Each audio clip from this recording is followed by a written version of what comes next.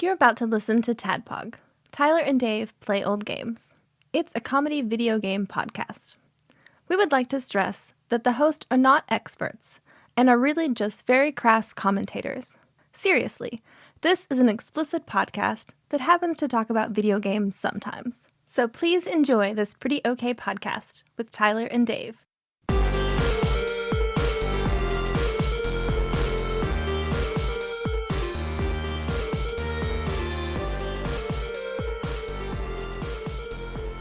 Hello, Internet, and welcome. Welcome. We're glad to see you. Hi. We know you've been really excited because we talked about trying to do a tabletop this week, but COVID, it's a bitch. Still a thing. Still a thing. Did you guys know? Did you guys? Weird thing going on. I didn't know. That's bizarre. If only there was something we could do to prevent it. Yeah, it's weird. If only Slow it down a little. If only there was some large red map that I could look at to see if it still exists. Well, because of that and exposures and school dates and everything like that, we're pushing it back again. So we were talking about this before. yeah, I don't think this is going to happen. it might not. It's looking pretty grim. That's a joke, but I mean, also, I do feel like fate has definitely been against us on these. Go ahead and turn on the backup recorder now. 2 minutes into the podcast, it's fine. Well, everybody's much anticipated because I know Sandwich Pope Phil Hawkins was beating the drum like, give us SWAT Cats. I know. The, So the here stuff it he was is. putting in the Discord was killing me. Yeah, so this actually Crunchy. yeah. Paul Korn got in on it too. Excuse me. Goodness. So yeah, it wasn't because we can't play D&D. It was because of those two people that we were like, fuck, they want SWAT Cats. Yeah, sorry. Give the people Nope. what they Let's want. fucking give them what they want. Exactly. So I coughed on them and gave them COVID so we could do SWAT Cats. Now, in order to do that, you have COVID. I can just uninstall it. Okay. I can just- If only. I hope you uninstalled it before we got together tonight. Yeah. Well, what you guys been up to this week? I want to start with you. How are you doing from because you got hit by a semi truck on the interstate? yeah. So No, I I'm feel good like now. that's top of the order. You're fine. You're It good. took me longer to stop peeing out my butt diarrhea than it did to recover from the wreck. Now, okay, now you're jumping to my second bullet point. Which don't worry, I did spread that to the rest of my family. Oh, So, great. Yeah. Oh, so everybody They've had a fun week. everybody was going off like a rooster firework. Yep. Great. No, because Melissa missed like 3 days of class because she was super sick. Right. And the girls missed school because they were super sick. And it's I'm sorry. yeah. Well, we had a similar situation. I don't get sick very often, knock wood. I tend to avoid stuff because I don't go anywhere. I don't get around people if I can help it. This past weekend, Now, is that a COVID thing or is that just a It's just a personal is that just preference. an Ian Personal thing? preference, yeah. Yeah, I feel that. but more since COVID. Right, sure. I mean, for sure. But for whatever the reason, we had some circumstances that required Gage and our grandson Cohen, my son Gage and our grandson Cohen, to stay with us from Friday until today. And we don't have a very big house. And so adding a rambunctious 5-year-old and Yeah, good. grown Good up house, man. I I like good. it. No, I have a That's good. great It's a good house. I love the house. It's Good just house. we're not used to having other people Sure. there for very long. You know, Sure. Cohen's usually the sum of it. Or if Gage comes to stay with us, it's just him, not Cohen. But we had that going on, and then so they come over Friday night. We do our thing, watch a movie, hang out. The next morning, What movie did you watch? we watched Ghostbusters Afterlife again because Cohen and Gage hadn't seen it. And this time we figured out the version we were watching. The first time we were only watching it apparently in 720p, so we got to crank it up to 1080p this time. And because I was like, Gage, it looked like crap. Is this the the version that we see? Is that just a lower? And he's like, no, you got to click here and this and do that. And like, oh wow, this movie looks really good now. anyway, we watched that and everybody's fine. And then Saturday morning, we get up. Of course, Gage tends to sleep a little later than normal when he's over at our place, especially if Cohen's there, because, you know, Tanya's there to watch him. Sure, yeah. I had been planning this kind of redo of my office out in the garage, going to touch up some areas where it needed spackle and paint and just move my desk around. And I did mount that gigantic TV in there, by the way, which is like actually really cool. I had a big TV I was trying to get rid of, and then I decided to keep it just for those not in the know. And then I mounted it in my office, which is about 12 by 9. So, you know, got a wall of it TV. takes up an entire wall, which is nice. But anyway, going for me. You should bust out the Wii. I know, Get right? some bowling going. Right? We had, so anyway, I had that planned. It was going to take all weekend because I had some cables to run and everything else. Gage gets up about 10:30 and is like, he goes straight to Tanya, Mom, I don't feel good. And then he goes to the bathroom and promptly vomits. I was like, fuck. Yeah, it's not good. Fuck. And I was, you know, I was worried I about didn't give him. it to you, so there you go. No, Okay. you did not. You did not. But he went to bed. He was running 103 fever. Oh shit. Oh, And- that's great. Yeah. And then so we filled him full of NyQuil. Yeah. Gave him Advil and NyQuil, and it wasn't long before the fever went down to like 101. It was like an hour of that, and then it was down. And after that, after a little more of that treatment and more sleep, he was down to like 100 or 99 point something. And then the next morning he got up and he was fine.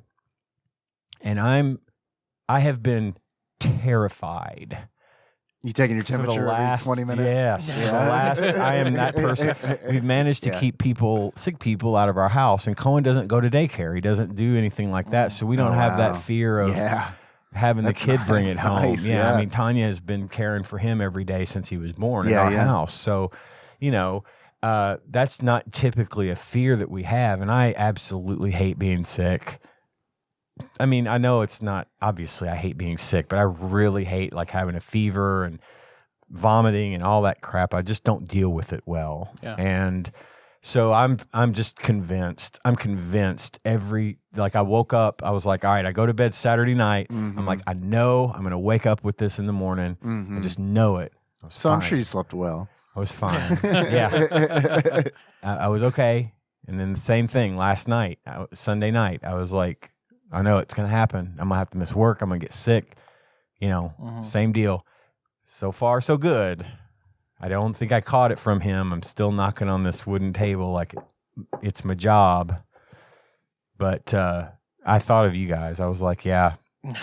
Well, and I thought of you. And then when you just said, you know, your whole family got it or whatever, I was just terrified. I'm that person. If I'm around a sick person, No, I get it. I freak out. Sure, I understand. I just don't want to be sick. Too much rides on me not being sick, you know, like being the breadwinner and having to go to work and I don't want to burn off, you know, 3 days of my paid time off right here at the beginning of the year, and there's no sick days. We just have this lump of time off that we can use throughout the course of the year. I guess it's good and bad. Yeah. I mean, you know, if you don't get sick, you lose that time off, I guess, if it's sick leave. Yeah, which always sucks for me because like every year it's like I'll take 2 days sick and then like get sick. What? And then get sick.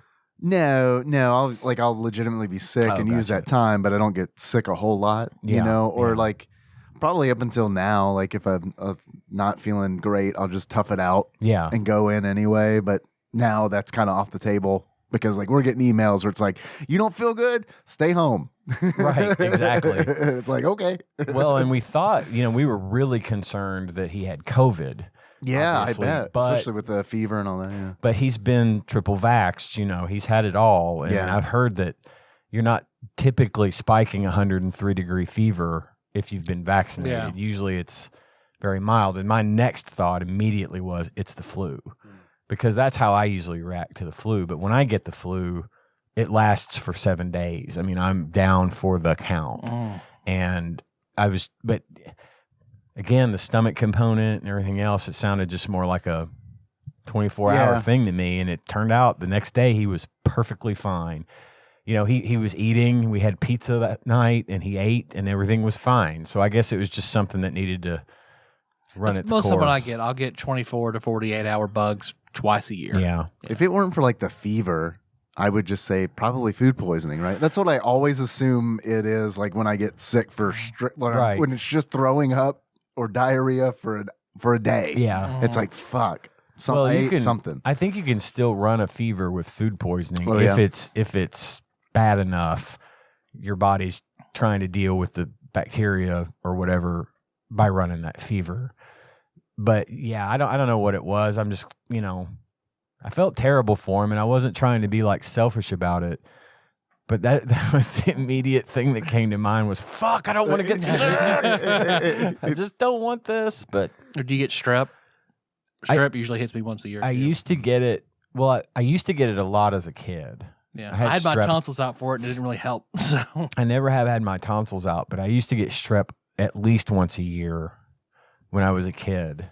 And I haven't had it in a long time, and I read somewhere that the older you get, the harder it is for you to get strep. Like it's more of it affects children more than adults. Now you can get it, you just probably wouldn't necessarily know that you have it. You might have a little bit of a sore throat, but as an adult, you're rarely going to run a fever or, you know, have any of those symptoms. But when I did get it as a kid, it would knock me down. I mean, it was real bad. And this is before they had like the antibiotic tablets I used to have to take as a kid were these big pink chewable things that were about the size of an Alka-Seltzer. And about the same consistency as well. And to this day, I can still taste those nasty pink bubblegum, quote unquote, flavored antibiotic tablets. Man, I don't remember what the antibiotics were like. Oh, dude. Okay. So, wow. Me just saying that, and you like reminded me. Okay, I remember being a small child. Mm-hmm. This is like maybe 5 years old.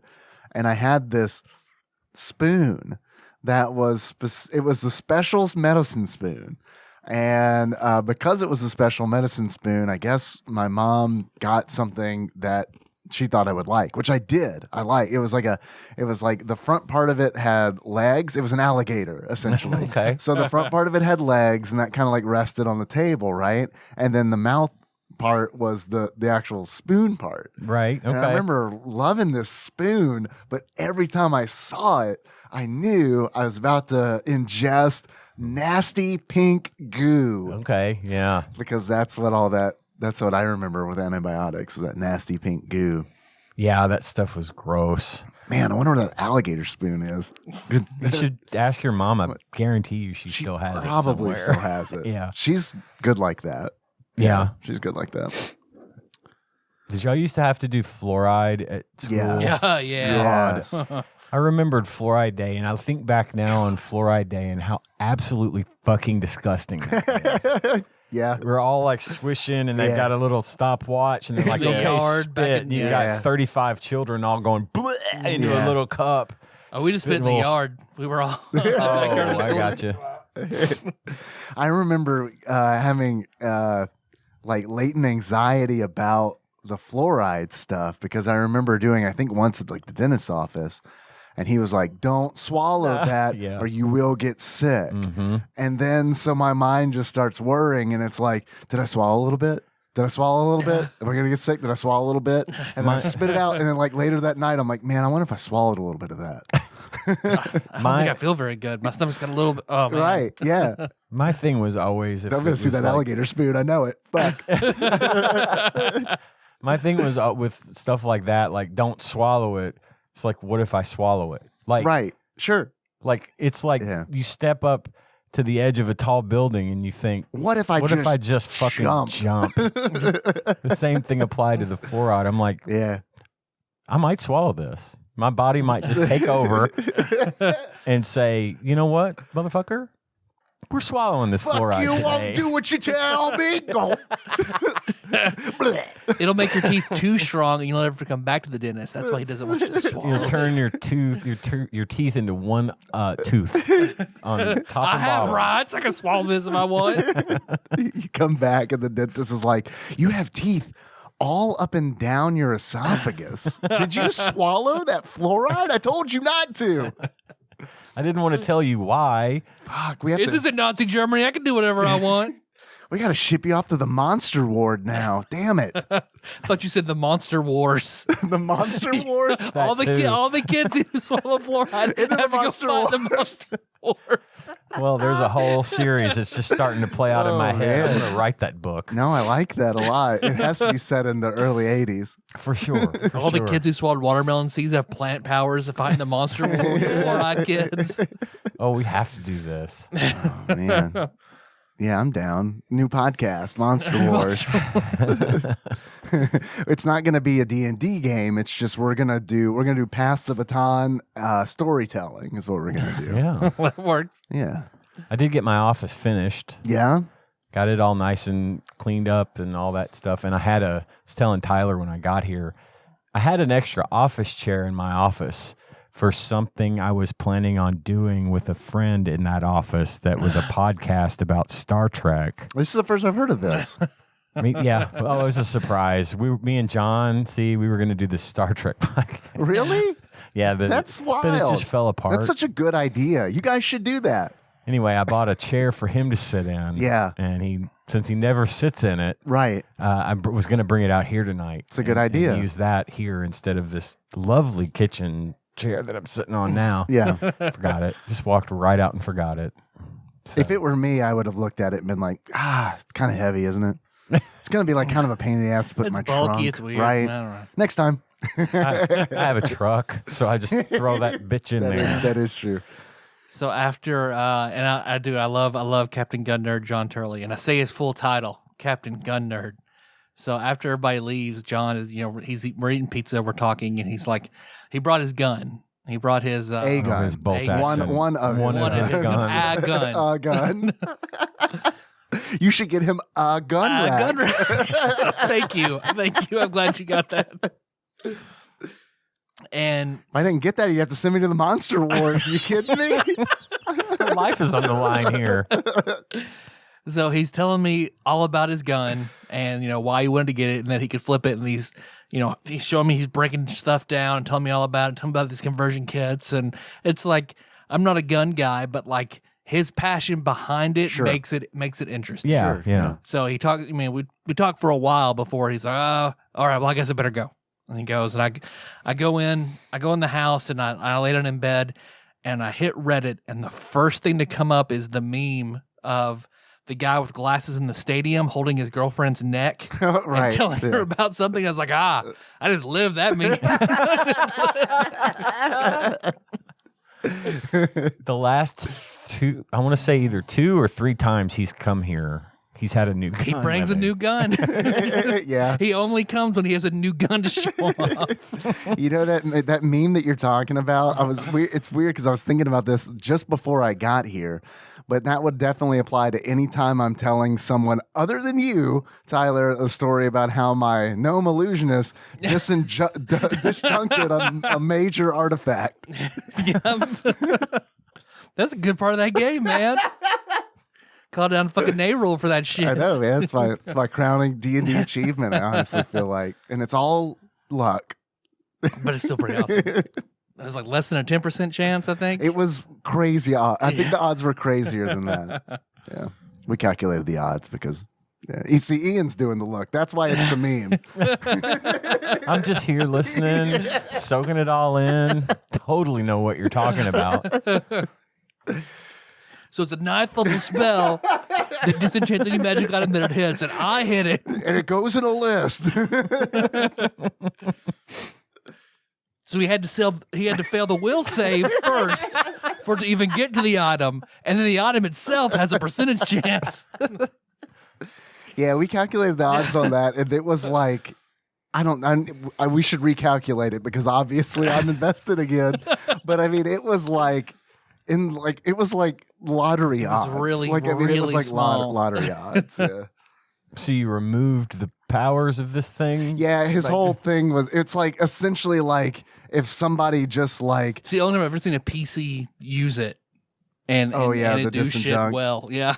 Yeah, because usually it's not. But I played that character like that. Yeah. It was just all kind of like Hail Marys. Whatever. All the time. All the time. Because eventually it's going to work, Yeah. right? Sure. Has to. Sure. And then, yeah, I can't remember where I was going with that, but it was a lot of fun. I'll remember halfway into the show and interject it loudly. I'm Blurt it sure. out. Yeah. Oh, yeah, but it was like, I got it. I came back.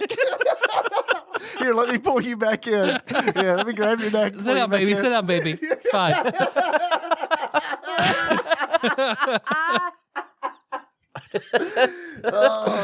It's essentially like, just imagine someone being like, pointing some kind of gun at Iron Man, pulling the trigger, and then it blows It's that one the sweet suit spot off, to right. blow it off. Yeah. It was essentially that, because it reduced the boss that Tyler had like master crafted into like just what he really was, which was essentially just a dude. It was like an epic level monk that I had. It was Brass in Zozo that he had fully outfitted like this badass monk who was beating their ass, and then Dave just disjunction. I was like, all right, he has 36 magic items. All right, he gets to make a will save for every one of them.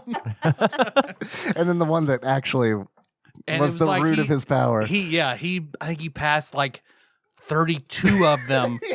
And of the 4 he passed, 1 was the major artifact, and then you destroyed it. I remember people getting up and leaving the table because it was taking so long for you to roll 32 will saves. Like, this is a good time to take a break and come back and be like, what happened? It's like Troy walking in with the pizza and everything's on fire. I'm going to just go hit the Ponderosa while you roll them dice. Well, it was even worse that one time he one-shotted my final boss in one of my games, and you figuring up the damage Yeah, but to that was just... But we cheated in order to do that. We didn't know that we were cheating. Because that's It still could have happened, but just a different way. yeah. Because Josh's character buffed my character essentially, who has like a fucking an ability. God damn it! I'm living this meme again. Here we go. Just tell me. It's fine. No, it's all good. It's all good. We're done. No, it's called giant size. We're done. All right. Like, just one more thing I wanted to tell Like you. plus 18 to strength. It was insane. And he did dervish dance, so he got like 16 attacks. You know when people say you had to be there? Yeah. No, you don't have to. I'm going to tell you all about it. That's literally every D&D story. Yeah, it is. Really is. I've never heard a D&D story, and I play it and love it, but I've never heard a story that someone else has told and been like, get it. man, that is riveting. I remember. Picture it, Murray, 2005. I remember the little bit of D&D I played with you guys, the game we started, and I remember I kind of had a bit of that Hail Mary shit going on in mine too, because I don't play much, and I'm just like, meh. It's a fun way to Whatever. play. I Especially remember, as a barbarian that you were. yeah, and you it was were a like Dragonborn barbarian. Dragonborn, and I remember at one point we're standing on top of this keep, and this fucking dragon flies up, and I said, I'm gonna try to talk to that motherfucker. I can talk dragon. Yeah. And I did, and we got out of there without having to fucking fight that dragon. Managed to convince him not to kill us, and I thought that was pretty cool. Well, that's cool. But I was there for it, so of course I think it was So cool. you get it. Yeah, everybody listening is like, Jesus, he's doing it too. He's doing it now Good. too. One of us. One of us. Well, do we want to talk about a game? Yeah. Yeah. Sure. We can talk about a game. You want to talk about a game? What game do you want to talk about? Otherwise, Phil and Paul will riot. We got to talk about SWAT Kats. SWAT Kats. SWAT Kats. So we want to take a break real quick before we dive into SWAT Kats? Yeah. Can, sure. Because I have an intro, but I want to take my intro later. At the end, Later. I got a thing. an outro. An outro. An outro. A medium tro. Okay. All right. Okay. Let's do it.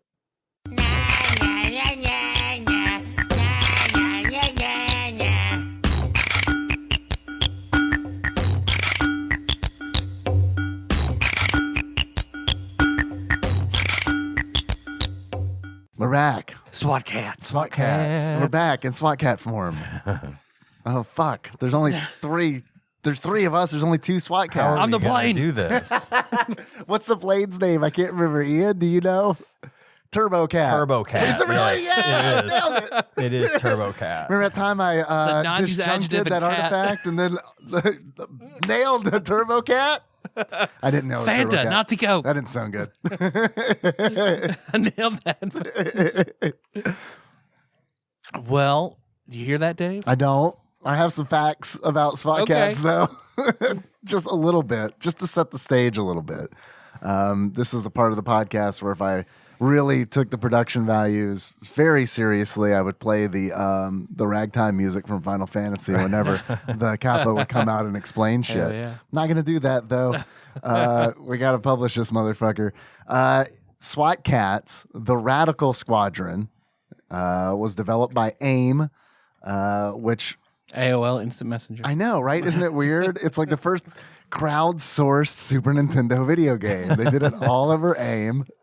And you know what? I got to be honest. I'm going to go ahead and play my hand early. I think AIM did a pretty good job. Pretty good job.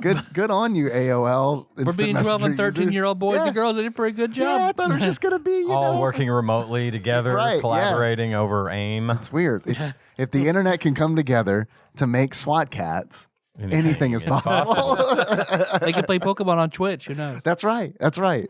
AIM also developed, because I was looking into like what else they did, because I was like, AIM, outside of AOL Instant Messenger, I've never, and you know, things you do with It's a toothpaste. things you shoot. Right? Oh yeah, it is a toothpaste. Yeah. Yep. Tanya Man. still uses AIM. Yeah? Dude, we It's use some advanced formula fucking whatever, but it's still It's got still- the colors and all that, you know. green Yeah. letters, red dot. Yeah. Only this time it's on a bright silver and orange box Shit, they have upped their game. for this advanced Halloween aim. protection, whatever. Yeah. That's the toothpaste we used when I was a kid.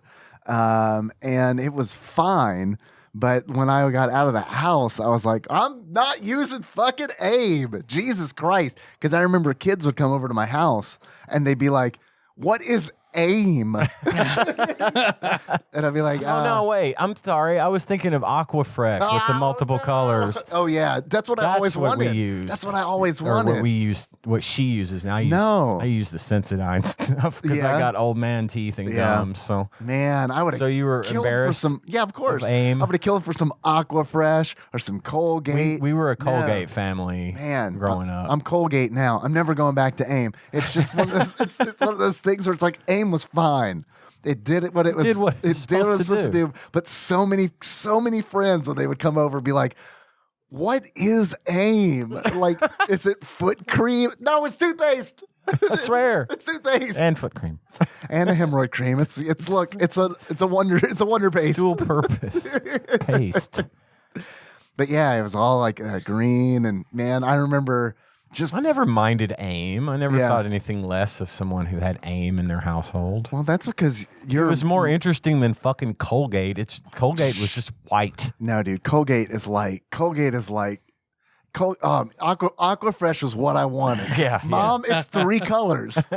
It's three colors. triple action, Mom. It's like Neapolitan ice cream for your teeth, but it's good. So can I get one but just use the red part? Get a special little putty knife to slice, just to hold over the white and Yeah. the green and Yeah. squeeze out Yeah, only yeah, the that red. goes in the trash. Bloop. Only a red for me. That is like some like low key penny pincher stuff that I could totally see my dad doing. Like, all right, we're gonna get the Aquafresh. We got 3 but- toothpastes in here. Right. It's gonna last us 3 times as long. I've got a special screen that I Right. put over the Yeah. opening to separate Yeah. the 3 flavors. I'm gonna make this Colgate as this Aquafresh as unfun for you as possible. I'm gonna make this as AIM-like as possible. Yeah, kids are gonna stop being like, "What's AIM?" and they're gonna be like, "What's that weird contraption attached to your toothpaste?" What's this chastity device on your toothpaste? Well, I gotta like get a key, you know. I have to ask permission to unlock the May I brush my teeth? Wait. Is the aim? Yeah, Is the aim done? You better not fucking brush your damn teeth.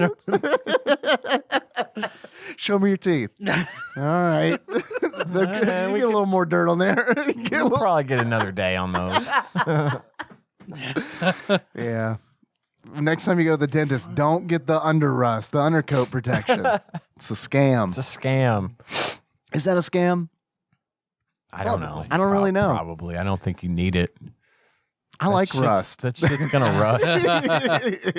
I don't know if unless they Teflon coat it, I think it's gonna rust. I don't know what you could put on it to keep that from happening. So so like this isn't a plug for Plaza Tire or anything. I'm not being paid, but like I had an experience at Plaza Tire. I brought it in, and this will just show you my personality. This is a Dave's personality thing.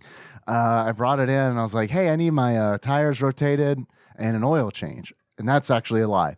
I placed that order online because I was like, the reason I've been putting off the tire rotation forever because it's like, I don't want to go in there and be like, I need a tire rotation. And they're going to be like, what you really need is 14 tires. Now, can you pay for those now? Or we got a bunch of tires. We already put them on. Sorry. Right? All 14. I mean, $12,000. Yes, you want us to take them off? Or, I mean, I'm going to have to charge you a restocking fee if you take them off. And it'd be a lot of trouble for us to take these tires off. I mean, Ben spent all day putting these 14 tires on your bid car. laws of physics getting 14 tires on your car. So I got an email from Plaza Tires. It's like, yo, this is exactly what it said. Yo, you need a tire rotation. Do it on, like, place that order online. I was like, oh shit, I can do that. I can just do it on the same device I could call the place with. Okay. So I did it. I filled out the form. From my porn rectangle? Yeah, it's weird. Yeah, my porn mirror. So I do that and I schedule it and all that and I go in and then they're like, what's your name? And I'm like, Dave. And they're like, okay, I put an order online. They're like, okay, sit there. So I sit there. I give them my keys too, of course. And so I'm sitting there. And then, I don't know, like 20 minutes goes by. And they're like, okay, you ready to go? And give me my keys. Pretty good. And it's, yeah, wait for it. So they give me my keys. I'm like, oh, okay, great. And then like I'm going to get my debit card, sorry, out of my, I like to call it credit card. Makes me feel like an adult. Yeah. And I start to pull it out and then he just hands me the invoice and I look down and it's like $0. Okay, I better get out of here now. Before he realizes that I need to pay for this. So I go and I get in my car and I'm like, so long, suckers. And I pull out and I'm driving home and I'm like, almost home. Why I just now looked down on the dash, I don't know. But I looked down, I'm like, that's weird. The oil light is still on. Uh-oh. Huh. Well, fuck. All right. And this went through my mind. I was like, I'll just take it to another place. I can't go back there. I mean, I totally just left and didn't pay any money. So, and I had, so previously, so I'm in the reason I didn't look at the dash is because the whole time I'm driving home, I'm like, why didn't they charge me any money? And I'm like, okay. So I'm like walking it back in my head. And I'm like, the last time I got my tires rotated, I paid for this thing. I paid for this like service where it's like you buy the tires from here and we'll rotate them. Yeah. And it's like, okay. So I'm like, okay, so that's probably that. But why did they charge me for the oil change? That's weird that I just got a free oil change. And then, yeah, it's like, oh, clearly they didn't do the oil change. So I get home and I call and I'm like, hey, weird. I didn't pay for any money, but like, did you do an oil change? Because like my light's still on. And they're like, oh, no. And then they like start apologizing like profusely to the point where it's like, stop. Get to the point. Stop, it's fine. And he's like, you want to bring it back in? I'm like, well, yeah, I mean, I do want this light to go away and I'd rather just have it changed instead of me turning the light off. And, so I go and do that. And it was like, so Plaza Tire, this is not an ad, but the guy was like, I'm going to look into what the problem was. And he figured it out. And he's like, hey, man, I'm really sorry. I can't do the oil change for free, but I've got like a coupon that we can use for it. He's like, if you want to bring it in, when can you bring it in? I was like, well, Monday. He's like, okay, you bring it in. I'll drive you back to work. And then I'll pick you up and drive you back here. You can get your car. And I was like, no, thank you. That sounds fucking awful. I'll just have lunch with my wife. And then, like she can do all that. So anyway, long story short, got my oil changed. almost got another one. Man, I go there too. he doesn't even work there. That's how he murders people. Yeah. and gets free cars. Yeah, right. Because when you kill somebody, you get their car. Remember? It's true. That's how it works. That's a good callback right there. Well, I mean, it was about me, so I remember. I go there too, and yeah, I went and bought when I got Truckosaurus, the tires were a little sketch. So I saw this ad from some nice Goodyear, like really nice Goodyear tires. Like Goodyears are expensive, and especially the big ones that go on my truck. Sure, but it was like this buy 3 at this low price, get 1 free. I'm like, cool, all right. So I agree to do it. And I go in and I get it done, or I bring the truck in and they're like, okay, we're going to go ahead and put these tires on for you. You want the lettering in, the white letters inside or outside, like white walls, they have the lettering on one side is white. So if you want that to show, you can have that side out or the black side where there's nothing on it, or just you can't see it. Not just like just white in is fine, whatever. I'm really glad I did that. Because it turns out these tires come from a surplus of tires sold to the University of Alabama for their campus vehicles. And on the inside of my tires, it says Alabama Crimson Tide, Roll Tide. Man, If there ain't really two words that glad. describe Ian better, it's Roll Tide. I'm really fucking glad I just picked letters in that time. yeah, that is one where if you saw your car, you'd be like, you need to redo You this. do this again. You should have asked me. You should have told me what it said on the tire. I assumed it was Goodyear. Yeah, right. No, not at all. Yeah. Well, you pay extra for the Roll Tide. Come on, man. Now, granted, they're still on the truck. And Yeah. they're great fucking tires. Yeah. I'm glad I got a great deal on Yeah. them. But I thought But the now your Roll football Tide thing was your pretty truck funny. can't catch a goddamn football, save its life. You know what brand of tire I have on my car? Because the good tires that were on there rotted. Yokohama. Come ho. Okay. It's Kumo. Nah, pretty sure it's come ho. Yeah, he's right. It's come home. I had a set of those. I had a few sets of those. Yeah, hey. All right. I got some time. Tell me some stories. Best not. That'll be Patreon. But AIM also made Inspector Gadget for the Super Nintendo. Okay. So we have that to look forward to. Did they make as well. Mylon Secret Castle as well? Hudson Soft. Hudson Soft did. They Okay, published you're it. right. AIM is And Hudson Soft, they published this game as well. Yeah. They just didn't develop it. And all that went down, I think, in 1995. That tracks. And then that's SWAT Kats. Well, do you know anything about the show that it's based on? I watched a YouTube video that was really good, but the guy spoke so fucking super fast that I probably only grokked about 10% of Was it everything you didn't know about SWAT Kats on Sci-Fi Wire? No, Okay, it that's wasn't. what I watched. No, it wasn't. See, because I didn't have a whole lot of time to play this game. Last week was crazy. This weekend was crazy with all the shit that was going on.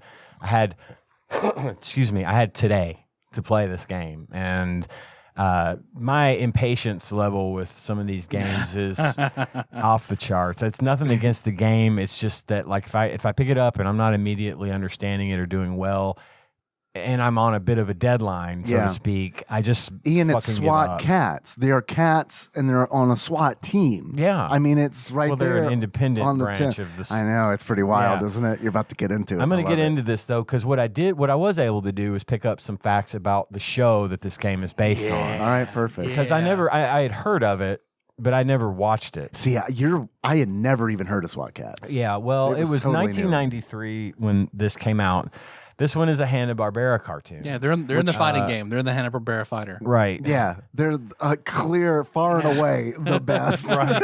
Which I still, I think I'll go Huckleberry Hound. You get the SWAT Kats.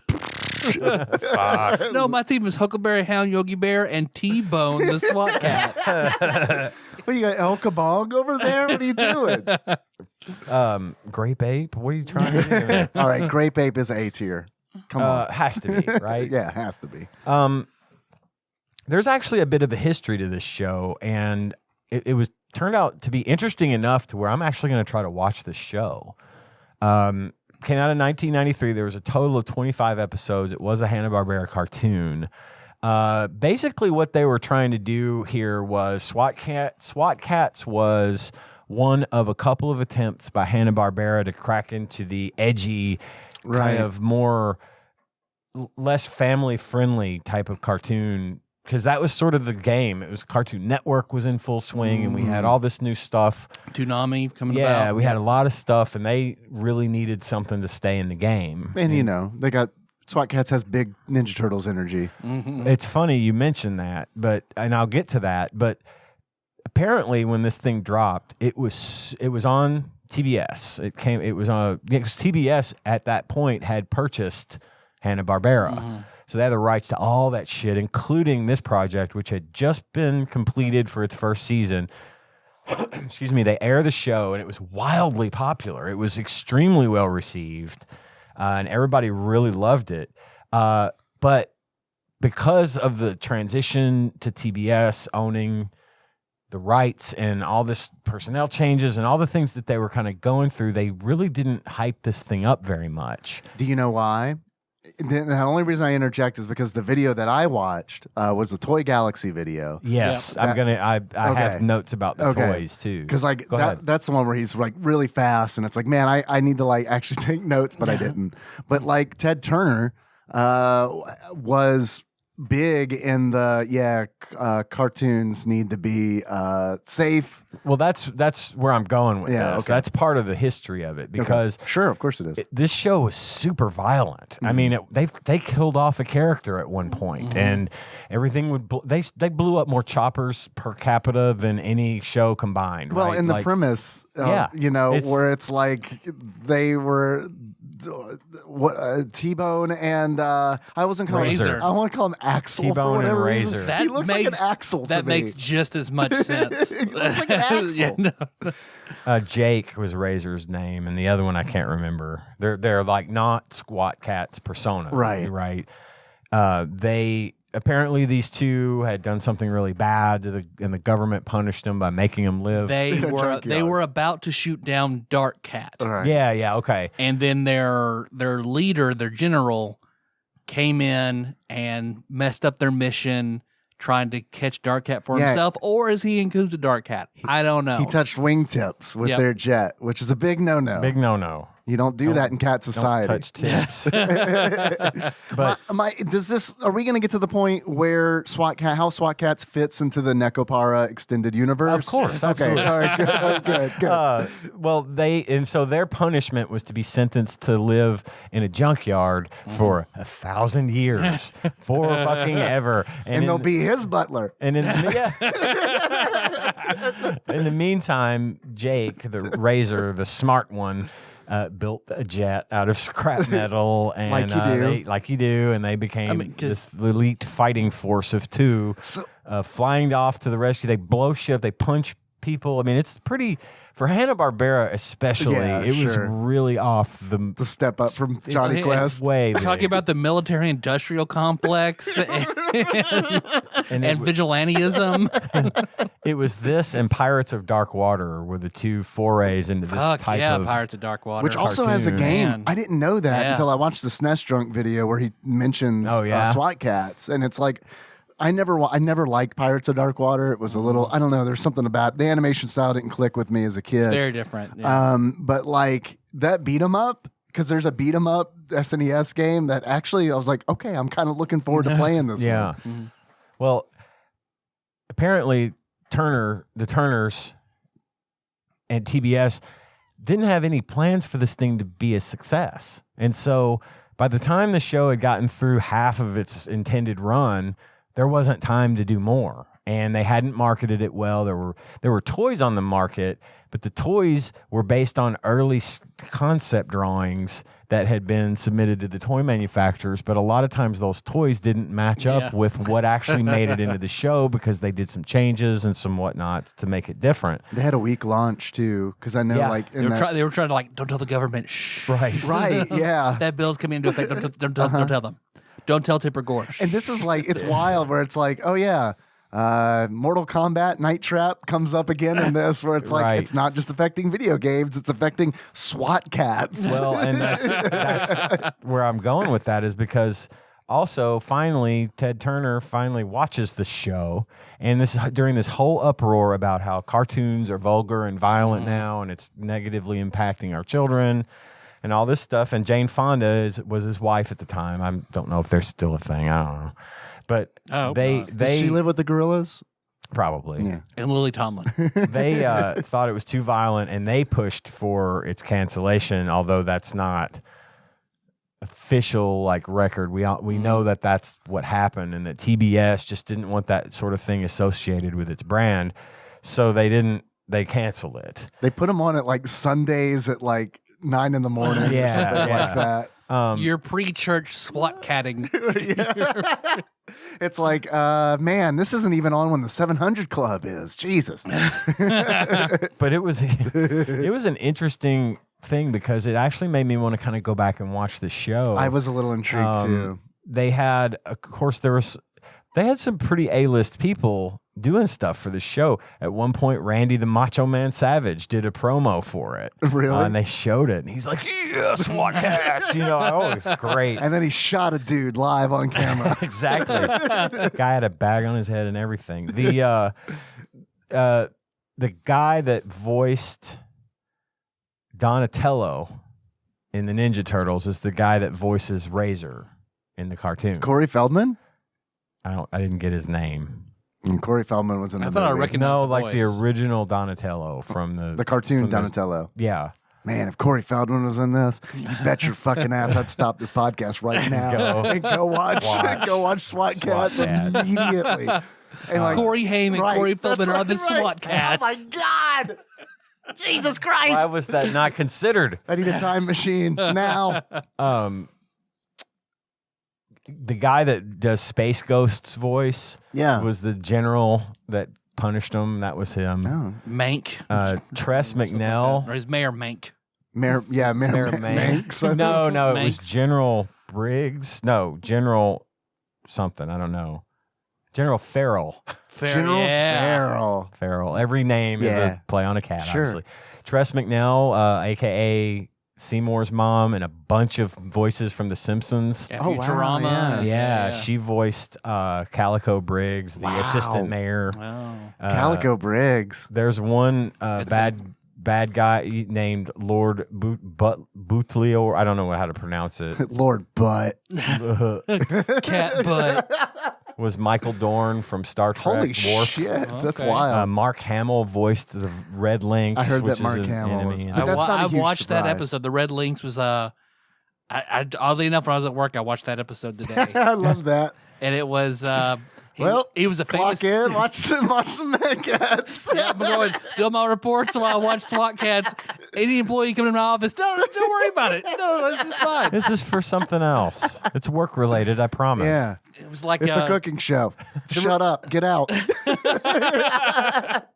The Red Lynx, the equivalent to the Red The Baron. Red Baron, yeah. So Okay. it's like an undead cat that they're having to try to shoot down. That's beating them in a biplane or whatever. And there was also a character called Mad Cat who was very Joker-esque. Right. You Which fight they him said in the was game. which they said was oddly enough not voiced by Mark Not Hamill, Mark Hamill. but Roddy McDowell voiced that one. Wow. So yeah, I mean it for the Had star things- power. Yeah, he did. It They did. did have it. I feel like if it had been released on a different network, it might have had a bit more of a legacy because they really put some time into this, and I want to watch it now. I want to see some episodes, and because it looked like a cool cartoon. I kind of had honestly written it off when the moment Hanna-Barbera, the name entered my brain because it's like, come on, like you know what I mean? What are they going to do? That's right. How's this going to meet up to Right. expectations? But they didn't animate it. It was two different studios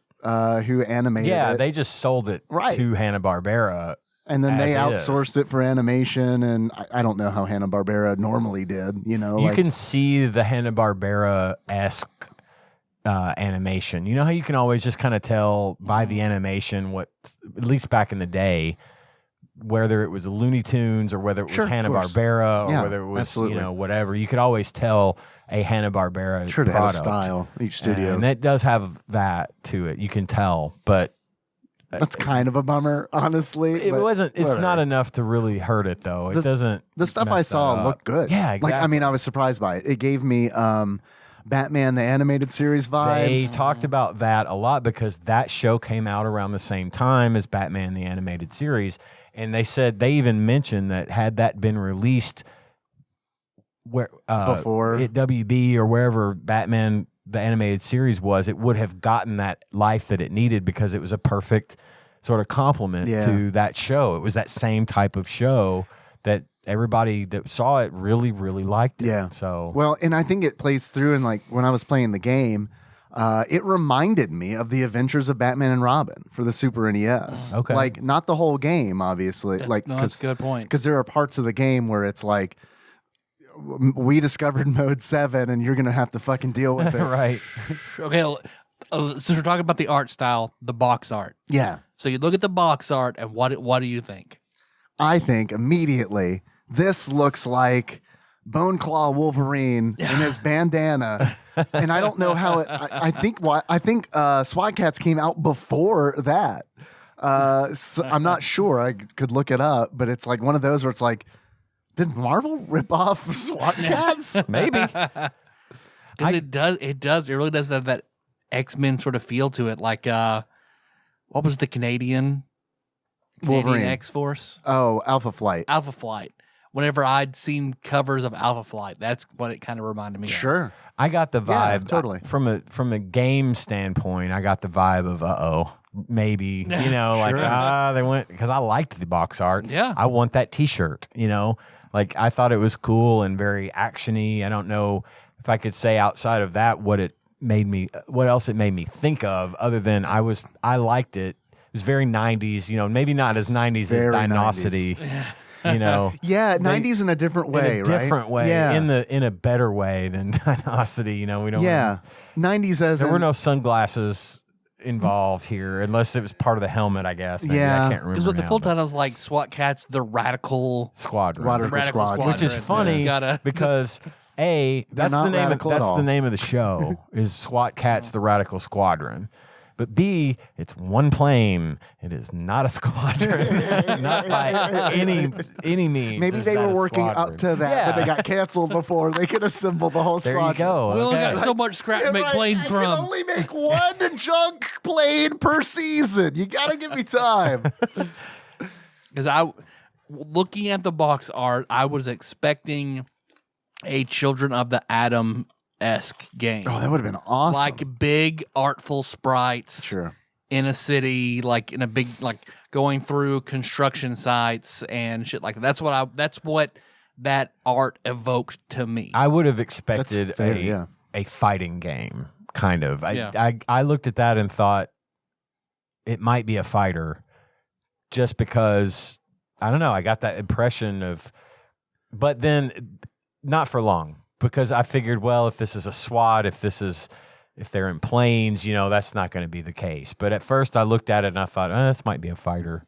Because, I've had games that I didn't expect to be fighters. Yeah, and to be fair, there are games that don't deserve to be fighters that are fighters. Are fighters, exactly, yeah. So I get it. This would have been a fun fighter, I feel like. Well, with the immense number of like bad guys from the show, they could have written that in really well. And maybe have a flying thing like maybe not like they did, but a segment where you fly the plane and then the next segment you're fighting another boss, like hand to hand type of thing. I feel like there are different directions I would have rather this had went than some of the directions that it did go. Okay, but one, like, all right, so we painted the picture, the box art, very 90s style, the two cats kind of jumping over each other. One does have the Wolverine claws and shit. The small one. And the big one is just big. Yeah, just big. You're right. Big, strong one, small, fast one. Right. Yeah. Being very radical. Is the small, fast one the one that built the junk plane? Yep. I assume so. Yeah, he is. I mean, that Genius. they're not going across. Like, And and throughout the show, every time they get hit with a projectile weapon or something, he's always saying, "Well, I'm gonna." Fuck! I got shot. It hurts so bad. No, he's saying stuff like, "I My got." cat body. Thank God I have 9 lives because this gun violence has stripped one away from me. No, he's always saying like, "I'm gonna have to buff that out later," and he's like real OCD about the ship. That's Gotcha. his thing. Okay, So playing that's way better than what I thought it was. Why? playing the game, the experience you got and the feel and the look and everything, what movie could you or a celebrity would you equate that to? Inner Space for me, because of all the flying segments where you go inside of things, living Yep. things. Yep. It happens at least. I didn't finish this game, and it wasn't because I didn't like it. I did like it. I was like pleasantly surprised, but I just kind of ran out of time, which is insane to say considering that it's been like 2 weeks since we like generated this. But I just ran out of time, and like, but there in that. I spent about 3 hours with it, and in that 3 hours, I flew inside a creature twice and shot its nerves. Yep. Yeah. It's blinking, flashing, Earthbound-esque tendrils and nerves. Very weird. Very weird. So yeah, I got Inner Space vibes from that, and it reminded me I haven't seen Inner Space in a long time, and I loved that movie as a kid. Oh, that's a great. Maybe movie. I need to revisit it. I hope it holds up. I think it hasn't been too long since I've seen it. It popped up on cable or something. Should do a And double it's feature. still good. Osmosis Jones. Yeah, triple feature with Joe Dirt. Oh fuck yeah! Now we're talking. How many people go inside Joe Dirt? Surprisingly, it's more than you think. Batman Forever is what sort of jumps out at me. I could totally see that. in that, like, it's not terrible, but it's sort of campy 90s-ish, over the top, Joey shoes, giant bottles of radioactive goo everywhere on certain levels. Then you've got go to the carnival and shit like that. It's two characters, one who's like the big main character, the other one who's small, fast, like Batman and Robin sort of. They have tools and shit that they use. They have nipples. Just rows they have of them. 6 Yeah, nipples. I could totally see that. Yeah, that tracks. So it felt like that vibe. And even further to boil it down, if I were to condense it into a Batman Forever character, this was the Two-Face as Tommy Lee Jones, where it looks sort of serious, but it's also sort of goofy, and it also doesn't really care. Because there are some parts of this game where I felt like it was good, like I enjoyed it, and then there are other parts where it just fucking fell Doesn't apart work for me. Yeah. Yeah, this has nothing to do with what you just said, but do you think so? Like everybody in this world's a cat. Yes. There are no like dog people. It's just cat people. Just cats. Do they use toilets or litter boxes? It's a good question, man. It's a good question. I don't know. And if they use toilets, is it all sand based instead of water based? Like, how does that work? I don't know. I think, we imposed the litter upon the cats. But did we? Weren't cats burying turds in dirt before? Well, I mean, my outdoor cats do it. Just naturally, they bury their turds in the dirt. So if it's something that they like to do, don't you think in human anthropomorphic cat form they This would also city should do be that? a desert. It should be a desert. Yeah, it's like A lumpy desert. A very lumpy desert with millions of cats shitting and burying their turds. So what we're trying to say is that the junkyard that the main characters were exiled to is a very heavy euphemism. Well, can we say 3 good things about this game? Well, I'm curious. Ian, did Or you? did you I have a didn't want to. movie? I didn't want to skip you if you had a movie that you. Well, it wasn't a movie. I did. It was funny you brought up Corey Feldman because that's kind of the vibe I got from this game. We was should do that a very every Corey episode. Feldman thing where How was this like Corey Feldman? Oh God, new segment. Yes, how was this game like Corey Feldman? For everything. Oh my God. Yeah, for everything. I Yeah. just felt like, because he sort of epitomized that 90s actor, heartthrob kind of guy who he was in the Friday the 13th movies, which he was just kind of extreme in those towards the end. And he was in Lost Boys. Oh, yeah. The carnival part made me think, fuck, this is something they pulled from Lost Boys, only there's cats running around instead of vampires, And when you said Corey Feldman, that just, to me, that sort of really fit this game. Yeah. That, I didn't really have it. I don't have a great frame of reference as far as like other games to associate stuff with.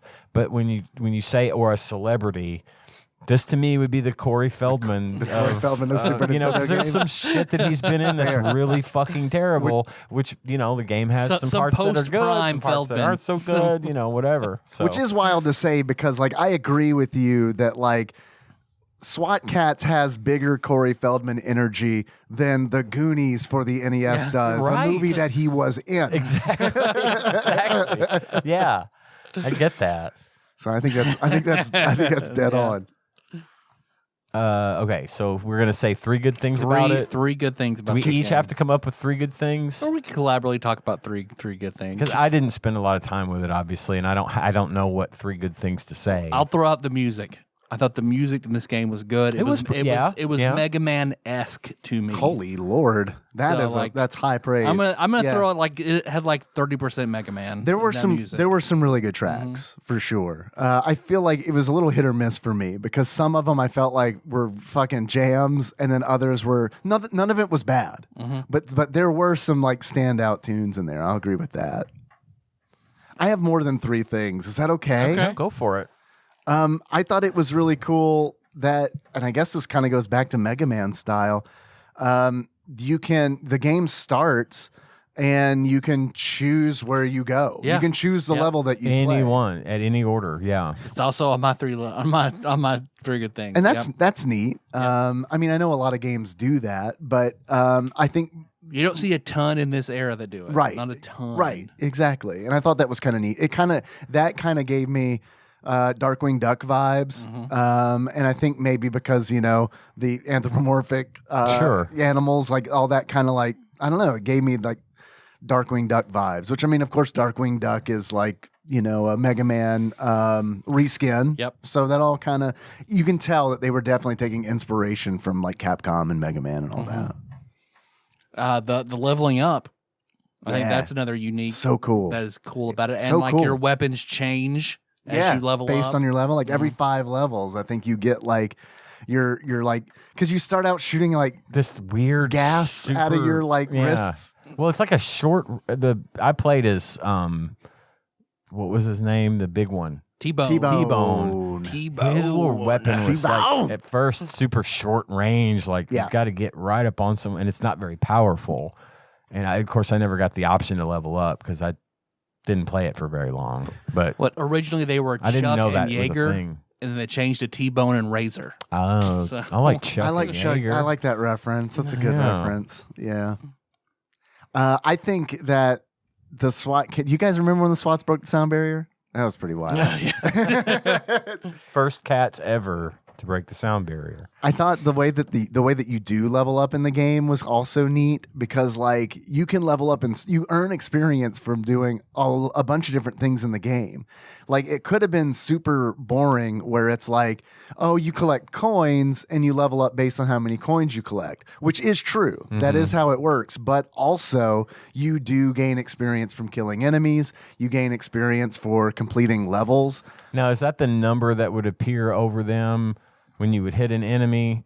Is that your experience gained or is that damage done? That's the damage, which I think is really neat too, because it's like you don't see that a lot, especially in this. Not a game like this. No, you don't see that a lot. You see it in RPGs where it's like, oh shit, I hit that large B and I dealt 70 points of damage. And that was one of my things that I liked about it was that it kind of gives you that information but I wasn't sure if it was leveling up. I just assumed it was damage until you guys spoke about the leveling up, and I've started to think maybe that was what it was. But okay, so it was damage dealt. It's damage, and as you level up, your damage increases.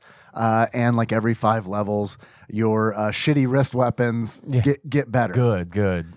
That because they do start off really shitty. They do start off shitty. Yeah. I liked the fact that my third thing was I liked the fact that I don't know I know Razor had a jetpack.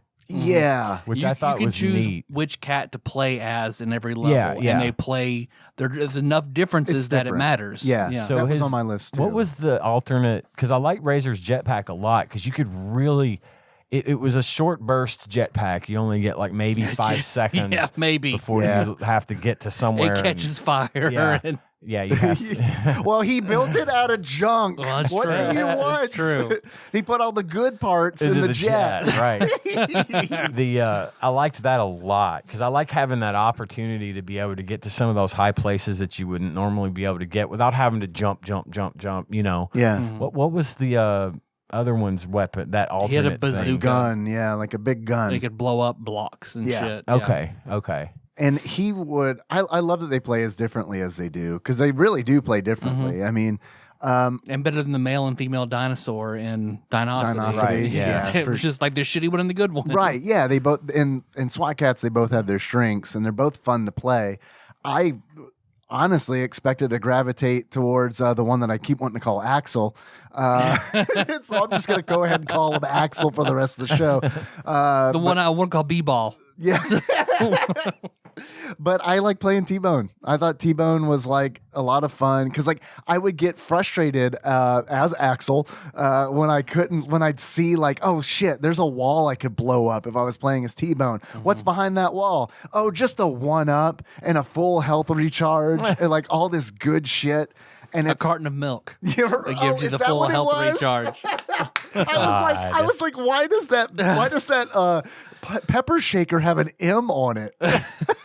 And there are chili peppers in the. I saw the chili peppers from one episode where they have a chili pepper eating contest. So there are all these chili peppers in the game. Wow. It's one of those where it's like I saw the chili pepper for the first time and because I went in blind. I didn't read the instruction manual and I saw the chili pepper and I was like, okay, is this one of these power-ups? It's actually a power down. Like, is this a trap? Catch fire or something? Or is it fire breath? Or is it right? Yeah, bonk style. The Curry and Smash Brothers? I think it would have been neat if they gave you a checkpoint system where you could like, if you hit the checkpoint, you could decide to switch. Yes, I agree. Somewhere in the level, that would be cool. So you can Yeah. get that full Experiment on experience who you without are. having to go back through it again. Yep. Yeah. You finish a level or die, I think you get a password. Yep. It gets you back to that point. Yeah, no battery saves, password save only. Yeah. At least they do the nicety that where if you die and you get a password, if you go to they take you back to the title screen. If you go to password, they automatically have the password put in for you. The last password you got. I love it when games do that. So you don't have to fucking thumb through and find it. Yeah. The font is horrible too. Because it's like when I was writing them down, I was like, is that a 9? Is this a calculator? Why? Is that a J or a 9? Right. And then the options, there was a lot of good options. I like how they give you the option. This was my first one. Was they give you not only a normal, easy, hard, but also for like the game itself, like the difficulty, but they also give you the option to change to normal, easy, hard on the time that you have to play the level. Oh, yeah. So like you can make it give you more time, Yep. but still be on normal difficulty. And I think if you put it on easy, you get 5 lives instead of 3. But I do like the fact that I love that you say that. When Henry came in and watched me play it, the first question he asked was, do you start with 9 lives? oh, why? That's a missed opportunity right there. I know. I think Kid's on brilliant. It is. He is really. I think it's neat though that like you can give yourself more time on a harder difficulty so that you don't necessarily have to play it on baby mode. Right. But it's hard enough in places where you need more time and you still don't lose out. Yeah, you know? it's cool. Yeah, because you Like can. I never see that. It's either easy, normal, hard. Right. Not for multiple facets. And I Right. think that's a nice thought that they put into that. That is cool. To give you that choice. They did think about the customization a lot for sure. And like another thing that I loved about it, you saying that reminded me, you can fully remap the control scheme in this game, and it's like PC style. Yeah, absolutely. Like PC gaming style of that era. Jump, attack, special, whatever. Yeah, Could be whatever button you just want. map the button. Yeah. They have jump. What button do you want it to be? Yeah. It's not like and not preset. Like if you change, it's a preset. Other different, just right, different exactly. loadout. Not a Star Fox style where it's like these are your 3 options. Yep. It's literally like what button do you want to do what? Yeah, that is neat. So fucking rare in Super Nintendo games. It really is. And usually when I see it, this is gonna sound shitty, but usually when I see stuff like that in a Super Nintendo game, my first thought is, oh, this is a shitty DOS port. Or a port of a shitty DOS game. But I didn't get that vibe from this. I very much got they think this is a good idea. They see that they saw this in PC games. Yeah. And they're like, why don't we do this? This is easy. It's ridiculous. This is why don't we do this? Yeah. Yeah. That's awesome. Yeah. I'm really glad you brought that up. I wish they, as fun as it is to play as Axel and T-Bone, I wish they would have brought more Axel and B-Ball. I wish they would have brought more Hanna-Barbera cats into the mix, like Top Cat. Yes, yes. The other ones. The Flintstones cat that he throws out at the end of the show every night. Right. Yeah. The first mayor Snaggletooth. Snaggletooth. Or Snagglepuss, sorry. Oh yeah. What was the shark's what was the shark's name? Shit. Fuck. Jibber Jabber? Yes. Jibber Jabber. Yes. Good Jibber job. Jabber. Damn. Nice pull. All right. I don't know why you saying Snaggletooth maybe I think of Snaggle Shark for whatever reason, and that's why I was a new Steam name. Speed Buggy could be a fighter in that game.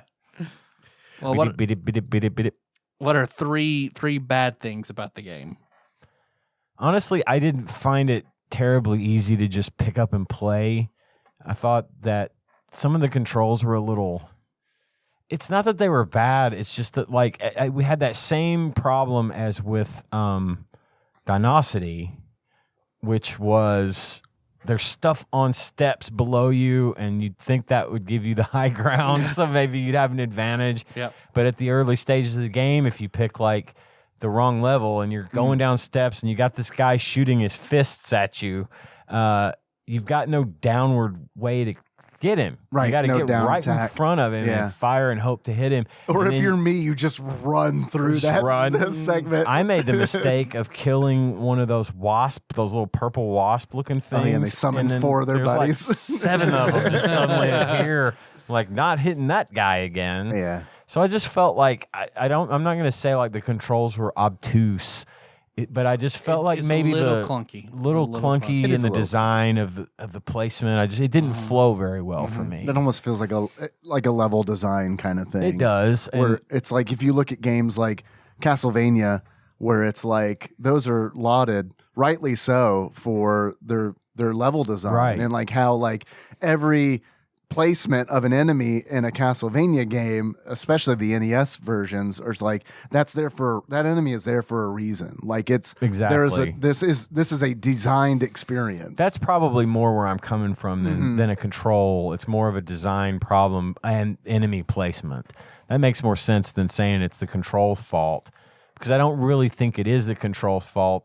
I think it is placement of sprites and design elements that made it less smooth. Because when you say it like that with Castlevania, you can see that this is the way they meant for you to do it. Right. Eventually, maybe not right away, but it flows and it makes more sense. This, Right. to me, in a lot of ways, didn't make sense. I agree with that. So yeah. I just think a lot of it didn't feel like it was thought out. Yeah. And the other one, the second bad thing for me was the font. That font that bad. they used throughout the whole game, where It's not good. it's hard to read because it's like a purple font that's really weirdly shaped on a light purple background that you can't read very well. And I'm trying to read Yeah. what the goal of the level is. Yeah. And I'm like, this doesn't make sense to me. I Weird can't letter read this. forms and low contrast. What could go wrong? I know, right? I thought the game was too dark in general. There are I get it. Maybe they were trying to make certain things kind of pop. Hate to say it, but it's true. Like in the amusement park, like a lot of stuff in that level really was visually appealing because they were playing the foreground and the background so hard. Where it's like there's a segment where you're on a Ferris wheel and it's like the background's really dark, but like all the carts on this Ferris wheel are this like bright yellow, and like that works really well. But like it doesn't work when they're trying to like there are segments where it feels like they're trying to set this like noir tone, and it is just like it is so dark and muddy that it is really hard to see what I'm doing. And I know there's a level in the game that's specifically designed for that, where it's like you have to like move with the spotlight and stuff like that. Like the spotlight shows where it's safe to move. And I get that, but there were other levels where it was like, it doesn't have to be this dark. Like, I mean, it's hard. And I'm playing this on original hardware on a CRT, you know, and it's like, so I know it's not an emulation issue. It's not one of those things. It's just, it's too fucking dark. I remember like it's way after this time, but like playing BioShock Infinite and just being like, the color, shit's in color. Shit's not just like drab. It's not an underwater bathysphere type of situation. Yeah, So I feel like everything around that time period was just muted, dark, drab, and then you've got fucking bursting with the rainbow BioShock Infinite that can still do that and carry off like a dark tale in a bright environment. It was a huge shift though, you're right. It was. And I mean, like you talking about like that tone, that color palette like of the time for video games is very much like Arkham Asylum and like all that, like, you know, which I mean, I love those games, but yeah, you're right. I mean, it was a very muted time. My biggest gripe, of course, it made me quit playing this game, are the damn plane scenes. Yeah, like I do not understand. Like I get like they were just leaning super hard into the mode 7 because it was just mode 7 splooge fest, but it was so weird. I've never done a shooting part like what was in this game. Yeah, since you are locked to the bottom of the screen. Wild gun style. And then you've got, it's a shooting gallery, essentially. It's like a shooting gallery, And then this background is mode 7 swirling. Rotating. It is rotating, and it is like... You're getting closer, so I feel like, do I have to shoot these enemies and pull up? Will I die if I get to the end? Like... Oh, right, yeah, because like the first time it's happening... Seems like you're crashing, You're like dive bombing this giant blob. And this is after a platforming segment. So it's just kind of out of the blue, where it's just like, okay, I guess we're in a jet now and we're flying down. Am I so? That's the wrong direction. Eat me. It's gonna eat me. What am I doing?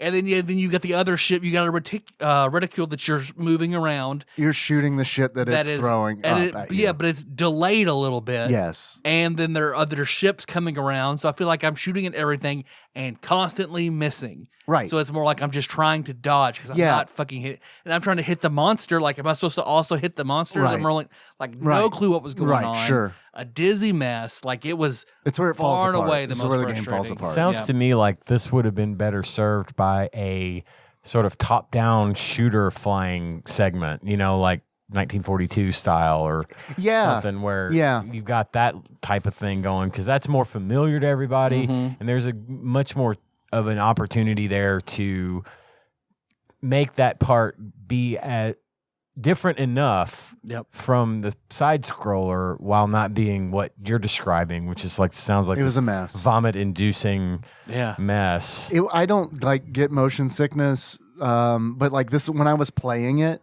I was like, if I were streaming this right now, I guarantee you at least 3 people would be like, I'm getting sick. It was Jim Powers-esque. Because Jim Powers, yes, thank you. It reminded me of Jim Powers, because it is just shit does not stop rotating and scaling at the same time in the background. And like, I feel like it probably would have gotten me a little bit.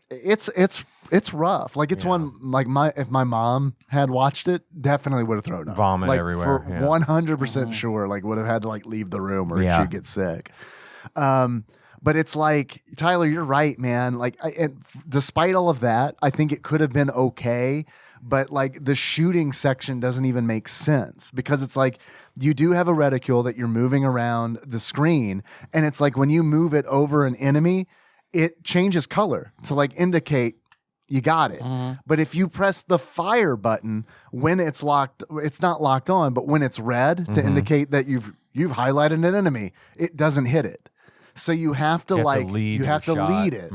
And it's kind of one of those where it's like so much shit going there's on. so much. Yeah, there's so much that it's difficult. But also I feel like it's a design problem where it's like if the reticle changes color when you highlight something, that indicates that's when you fire. Yeah. Right, exactly. So if you don't fire then, just don't have it change color. Right. Because it's so confusing. We know we're supposed to lead our shots in pretty much any game where you fire a weapon, especially from like an aircraft or something.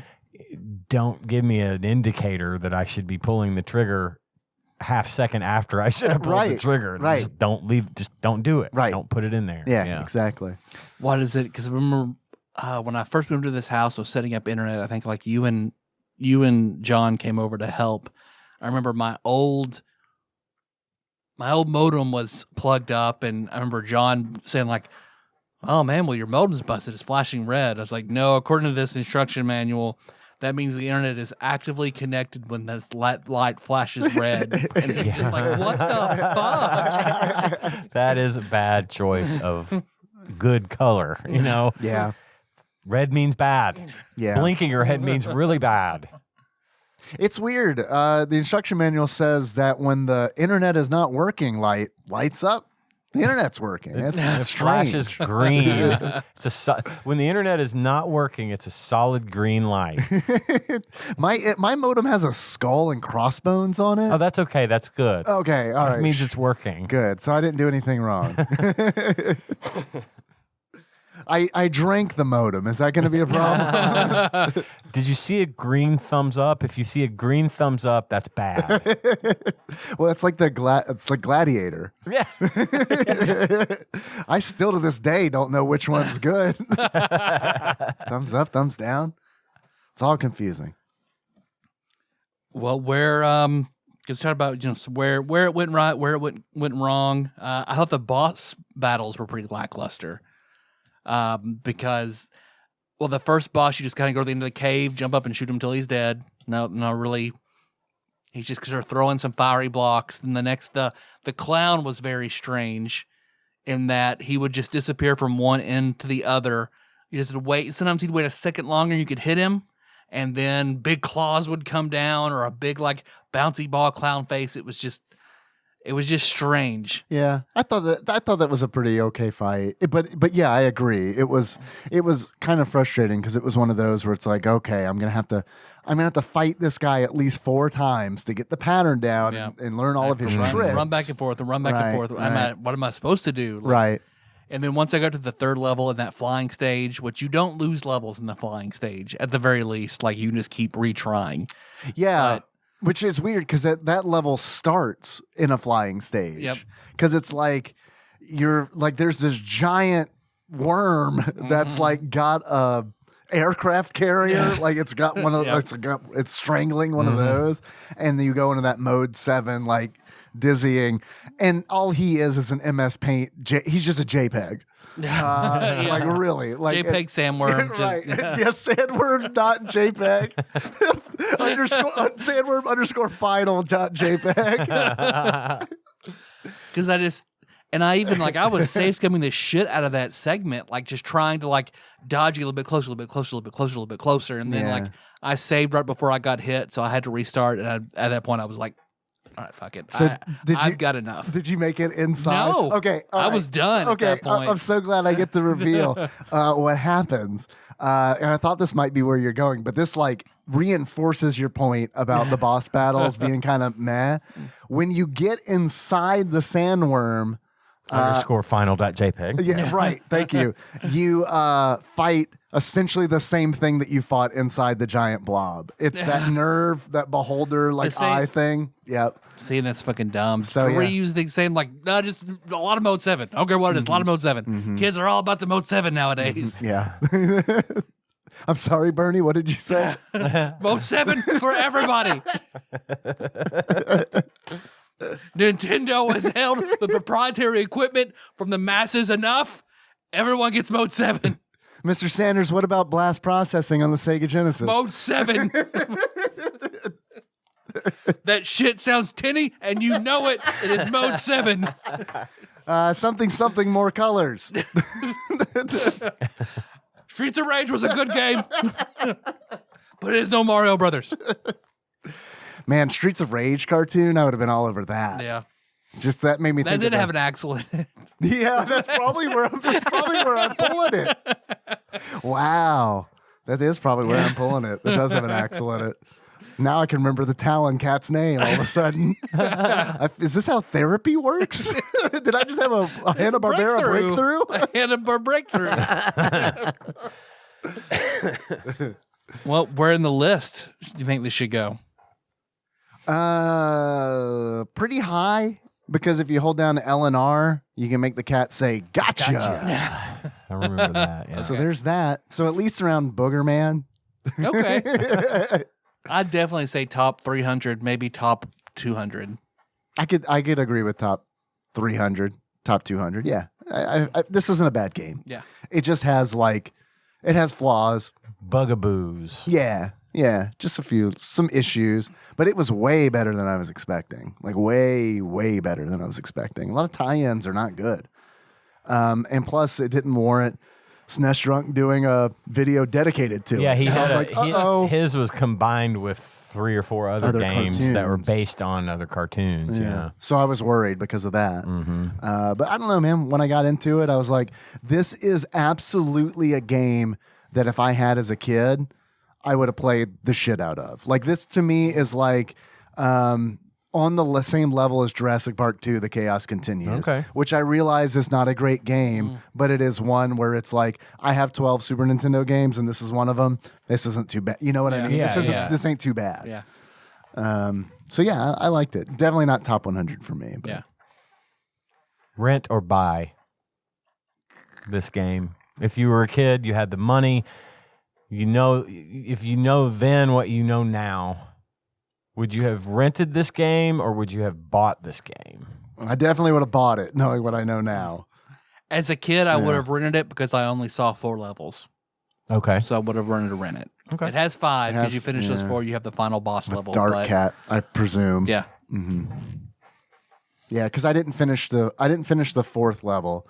I beat Past Master, which I gotta man, Past Master, holy shit. The moment I read that name, I was like, fuck, dude. That's like a great Twitch account perfect name. Like a retro gamer, Past Master. It's a perfect villain name. Yeah. And they talked about Past Master on the thing I watched. Oh, yeah? And how he fucked with time. Yeah. I mean, they went all out on this show. I love the show already, and I haven't even seen it. I thought it was really cool because in the Past Master level, you don't have a lot of time. Right. And I felt like that was definitely by design. They were like, that's fucking Past Master, dude, controls time. He's gonna give you a time disadvantage because that's what he does. Yeah, so I thought that was pretty neat. He rides a dragon at one point, which is also very cool. That whole level gave me not a cat dragon. Yeah, weird, huh? Oh, I'm so glad you said that. Because in the amusement park level, you know how in our human lives, when we get on a carousel, those are normally 90% of the time horses. Horses or lions or something. An occasional ostrich. Yeah. But Unicorn, they're those. In this game, they're cats. So in this world, are cats also horses? It's like Oz. They're animals with a capital letter that can talk and are, anthropomorphic. And there are the lesser than their that regular are actual animals. But they're cats, so why don't we have people that we ride on just have our babies. on our carousels or centaurs. Old men and babies and toddlers you can ride on the carousel. I don't know. This is why I want to. I feel like I need to get to the bottom of this. I thought it was very odd. It's a one should be organism dogs. world. Yeah, right. What does their Wild West look like? Like when a litter, Small cats riding around on great big cats. when litters are born, like do they have like a sorting hat or something where it's like horse? Oh fuck! Riding cat, police cat, military industrious cat. Maniacal jokester cat. Yeah, profession maniacal jokester. I love it because you get a little bio of each boss at the beginning, and that was the Mad Cat. Yeah. That was his occupation was maniacal jokester, maniacal prankster. Spelled with a K, like the PhD. shitty peripheral that you don't want, like the memory card and controller you don't want. Oh, that Mad Cat's memory card. Losing my fucking Final Fantasy save data. You guys have any achievements? I unfortunately do not have any this week. Didn't have enough time spent with the game to come up with something good, so I'm out of this one. I have a few. They're like, maybe you can help me with some of them. I don't know. The first one I've got is Dr. SWAT Kats in Squiggle Vision. In order to unlock Dr. SWAT Kats in Squiggle Vision, play this game with any up-and-coming comedian from the mid to late 90s. I have my next achievement. Louis C. Cat. Yeah. My next achievement is Boba Dr. Fett. Katz. Yeah. It works. You're right, Dave, man. You click with me. You're right. Dr. Katz. My next achievement is Boba Fett. Boba Fett, where? In order to unlock Boba Fett, where? Have a jetpack malfunction as Razor. Ah, yes, good. My next achievement is T-Bone. In order to unlock T-Bone, be a football player, and your name begins with T. Your name begins with T. My next achievement is Rye Garfield. Damn it. That's good. It's good. In order to unlock Rye Garfield, get to level 25 and get the disc launcher. Nice. 'Cause Okay, that's- that's Rygar's thing. Rod I Garfield know. has Odie, and he just squeezes him, and his tongue goes like that. The bone on the end. We need a ROM hack stat. And then the last achievement I have is the maddest cat of them all. In order to unlock the maddest cat of them all, beat the villain Mad Cat while using a Mad Cat's SNES Turbo controller. Well, I've got 4. First one is Thwip.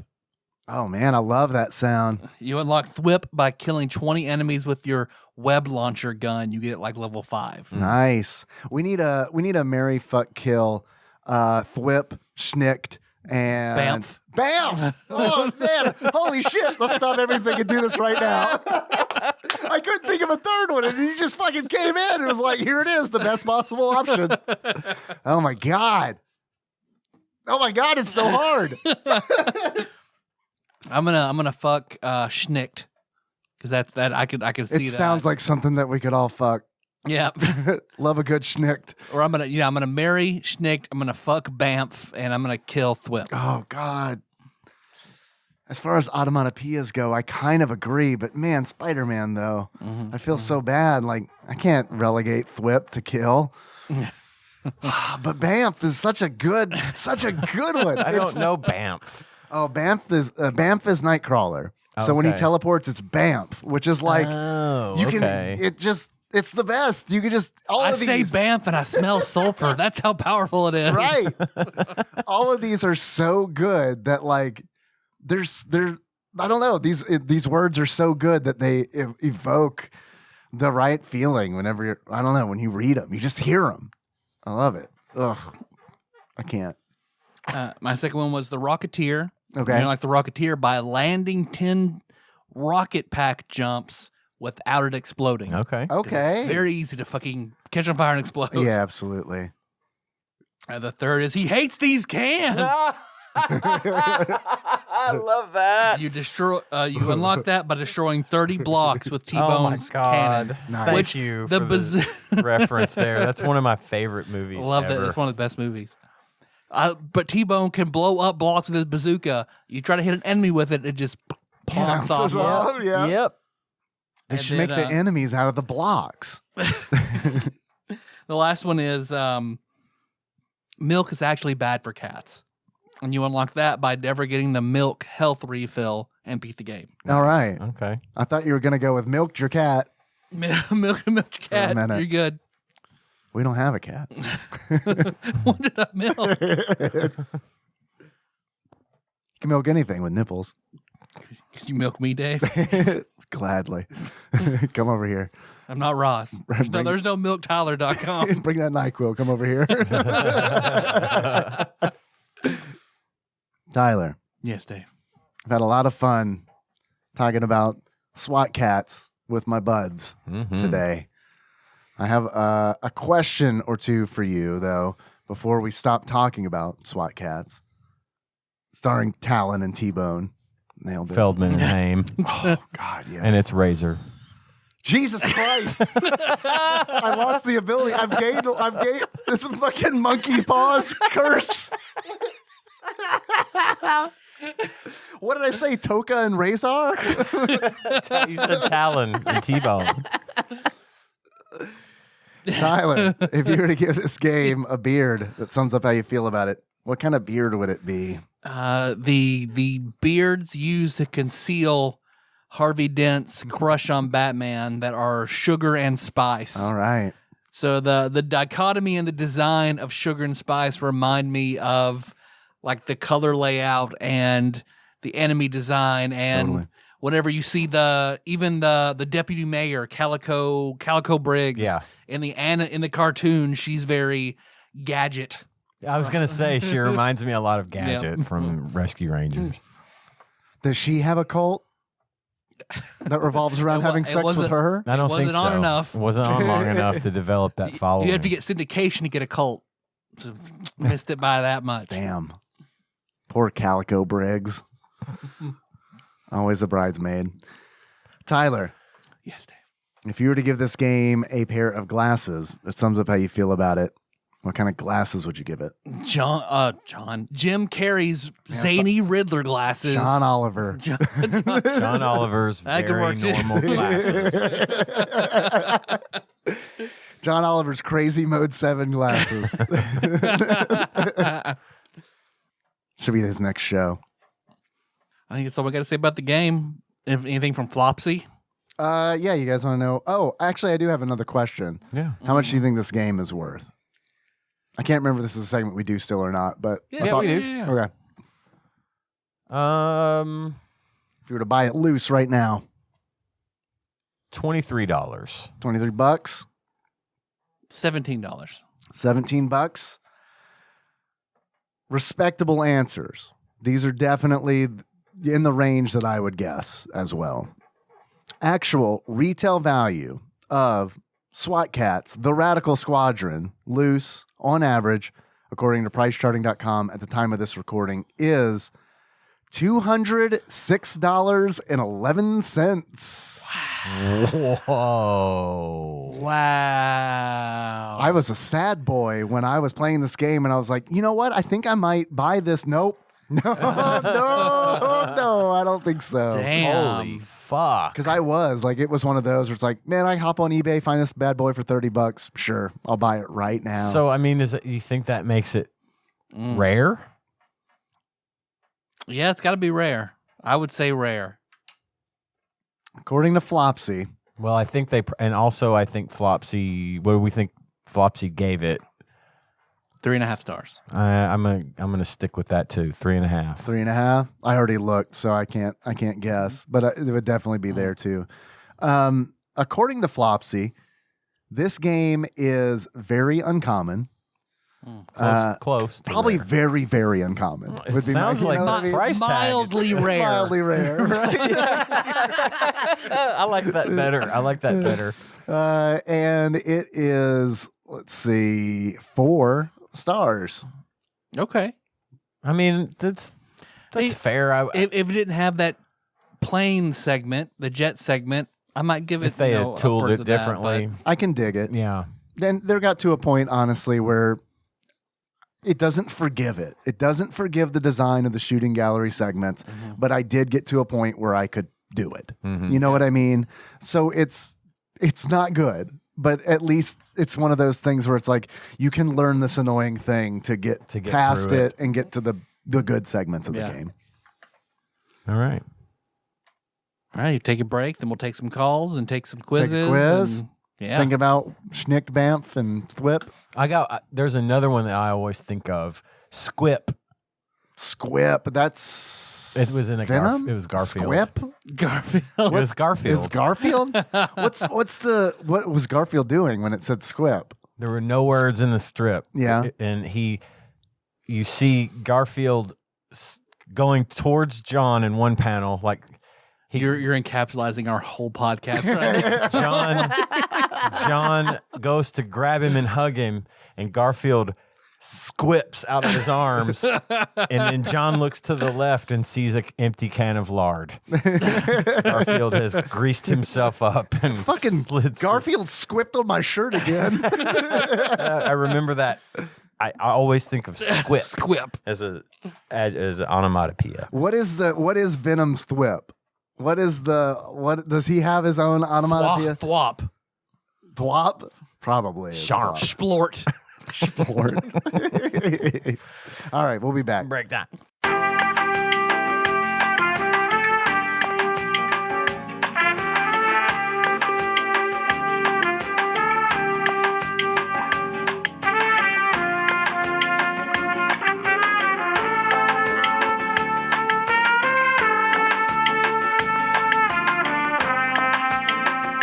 We're back. All right. Want to roll for the next game that we play? We can go do Something that now? we probably should have done. You want to wait till Last the part? end? I think it's interesting to do it not at the very, very end. Okay, let's do it now. Let's do it. Let me go hit this batter up peripheral real quick. Just blow it off. Yeah. Dust it. Dusty. Plug it back in. So get it salsa up Wild and Crazy Kid style. Point my no-no in random direction. Say the prayer we all love to say. No whammies, no whammies, no whammies. Stop. $4.94. It's an S. It is an S. All right. Is it a new one? No. Okay. Sorry. Is it one we want to redo or do a remix of? Or Potentially. It's Shaq Fu. Okay, we're good. I don't. There might be Let's some. do the new Shaq Might be Fu. some badass Shaq Fu ROM hack. I forgot about the new Shaq Fu. How readily available is that? And how expensive is it? I have no idea. Let's do some quick on the air research. Is it on the Switch? What is it called? Shaq Fu Returns or something? Shaq Fu is definitely in the name, but I don't know. Shaq Fu, A Legend Reborn. Shaq. Okay, got it. I'm like a second behind you. Not terribly full of itself at all, is it? It is on the Switch. Okay. Let me look on the eShop. This might be Patreon fun worthy. Shaq Fu, A Legend Reborn for Nintendo Switch. According to price charting at the time of this recording is we ain't fucking doing Shaq Fu. We ain't doing this fucking game. This fucking game's $20. Nah, No. I don't feel like spending $60 to do. No. If it's ever on sale for a lot less, then we'll A think about lot it. less. Like if we could do this episode for $15, all right, I'm in. Total. Yeah. Five Five apiece. Yeah, but nah, I don't feel like dropping. $60 and it's not gonna be good. Yeah, I mean, it's come on. $20 on Steam as well. Good Lord. Buy Shaq Fu, A Legend Reborn, and get Barack Fu. The Adventures of Dirty Barry. It's a bonus game. All It's a right. Barack Obama game that we can all get. All right, so we'll roll again, or do you want to look for some interesting Shaq Fu ROM hacks we can talk about? That's okay. All right. All right. No whammies, no whammies, no whammies. Stop. $2.94. Do you want to guess, or do you want me to just tell you we've already done this game? All right, let's do it again. Do you want to know what it is? What was it? It's a good one. Yeah. Legend of the Mystical Ninja. Oh, not one we need to redo though. Okay, fair. All right. Whammies, whammies, whammies. Stop. $4.79. Another S. It's an R. Oh. Have we done it before? Yes, we have. God. It is Roger Clemens, MVP baseball. Keep on trucking. You guys don't want to revisit Roger Clemens? I'm good. Nope. Are we I do sure? love that. Final answer? I do love that episode. I would be visiting it for the first time. Oh, we should definitely do it then. No. It's horrible. No, I'm good. All right. He's so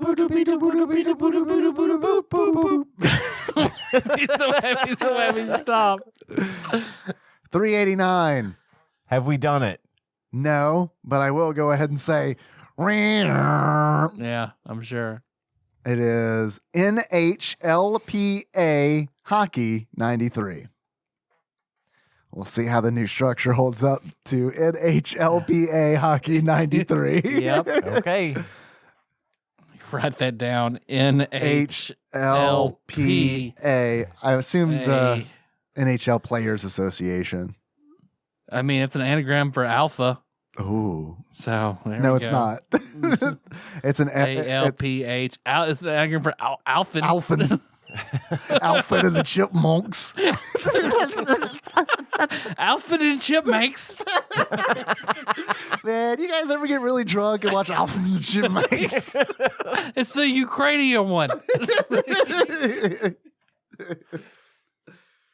All right. Well, there we go. I'll We've see got you guys to talk about that. Let's see what that does for the energy of this this act 3. We'll make it happen. We'll make it happen. We'll see. I wonder if that's a series we can combine some shit into. I don't know, man. NHLPA hockey. I've never heard of it. I haven't Never either. mind. We'll look into it. Yeah. It's okay. It has to happen sometimes. That's right.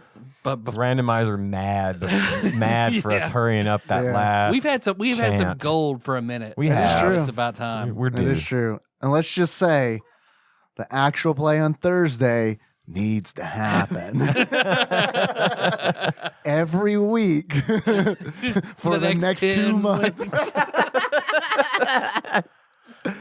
Guys, I just need that amount of time to really understand the dig nuance in.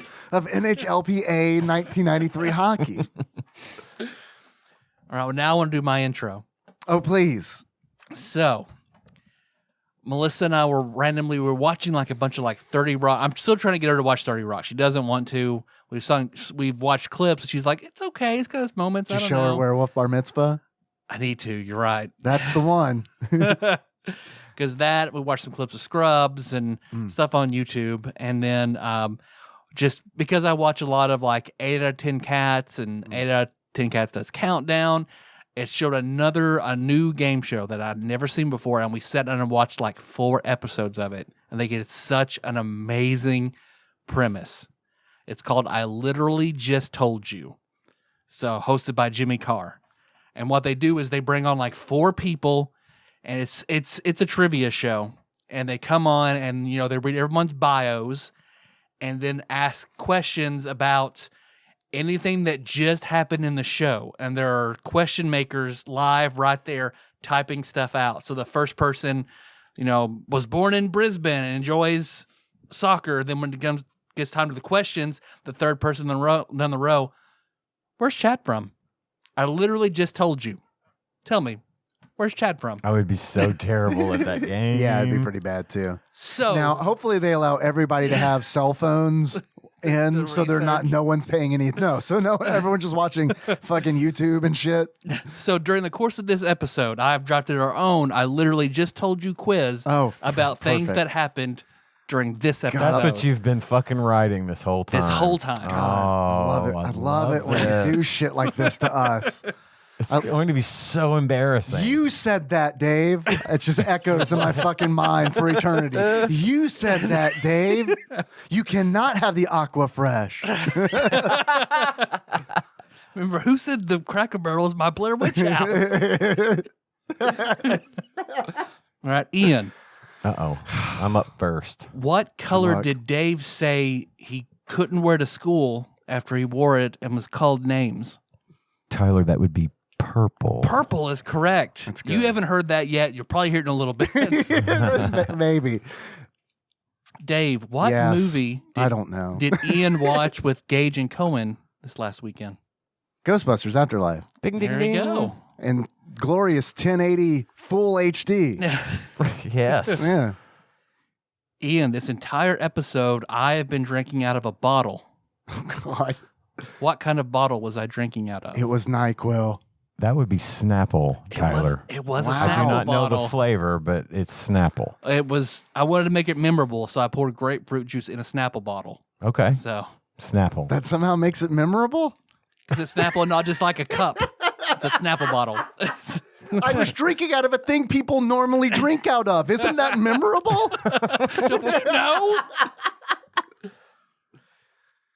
That's good. I couldn't have gotten that, Ian. I'm fucking impressed, honestly. Thanks. Now I'm looking at what you're drinking out of. A big Star Wars looking thermos. It looks like a stormtrooper, It doesn't it? does, yeah. Like the thing they wear, the toilet roll on the back, Yes. but big one. Dave, what Yeah. illness do I get once a year? Gout. Well, Starting this past year. A stomach bug. I'll take a stomach bug. I like it's strep. I would have also taken strep. Oh, strep. Ian, Ian, you're good at this game. what animal did Dave take medicine out of as a kid?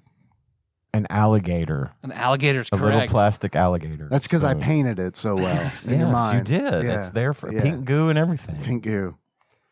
Dave, what color was the box of AIM that Tanya has? Well, it wasn't AIM. It was turned, Aquafresh, it turned out that but- it was. I thought it was Oh. Colgate.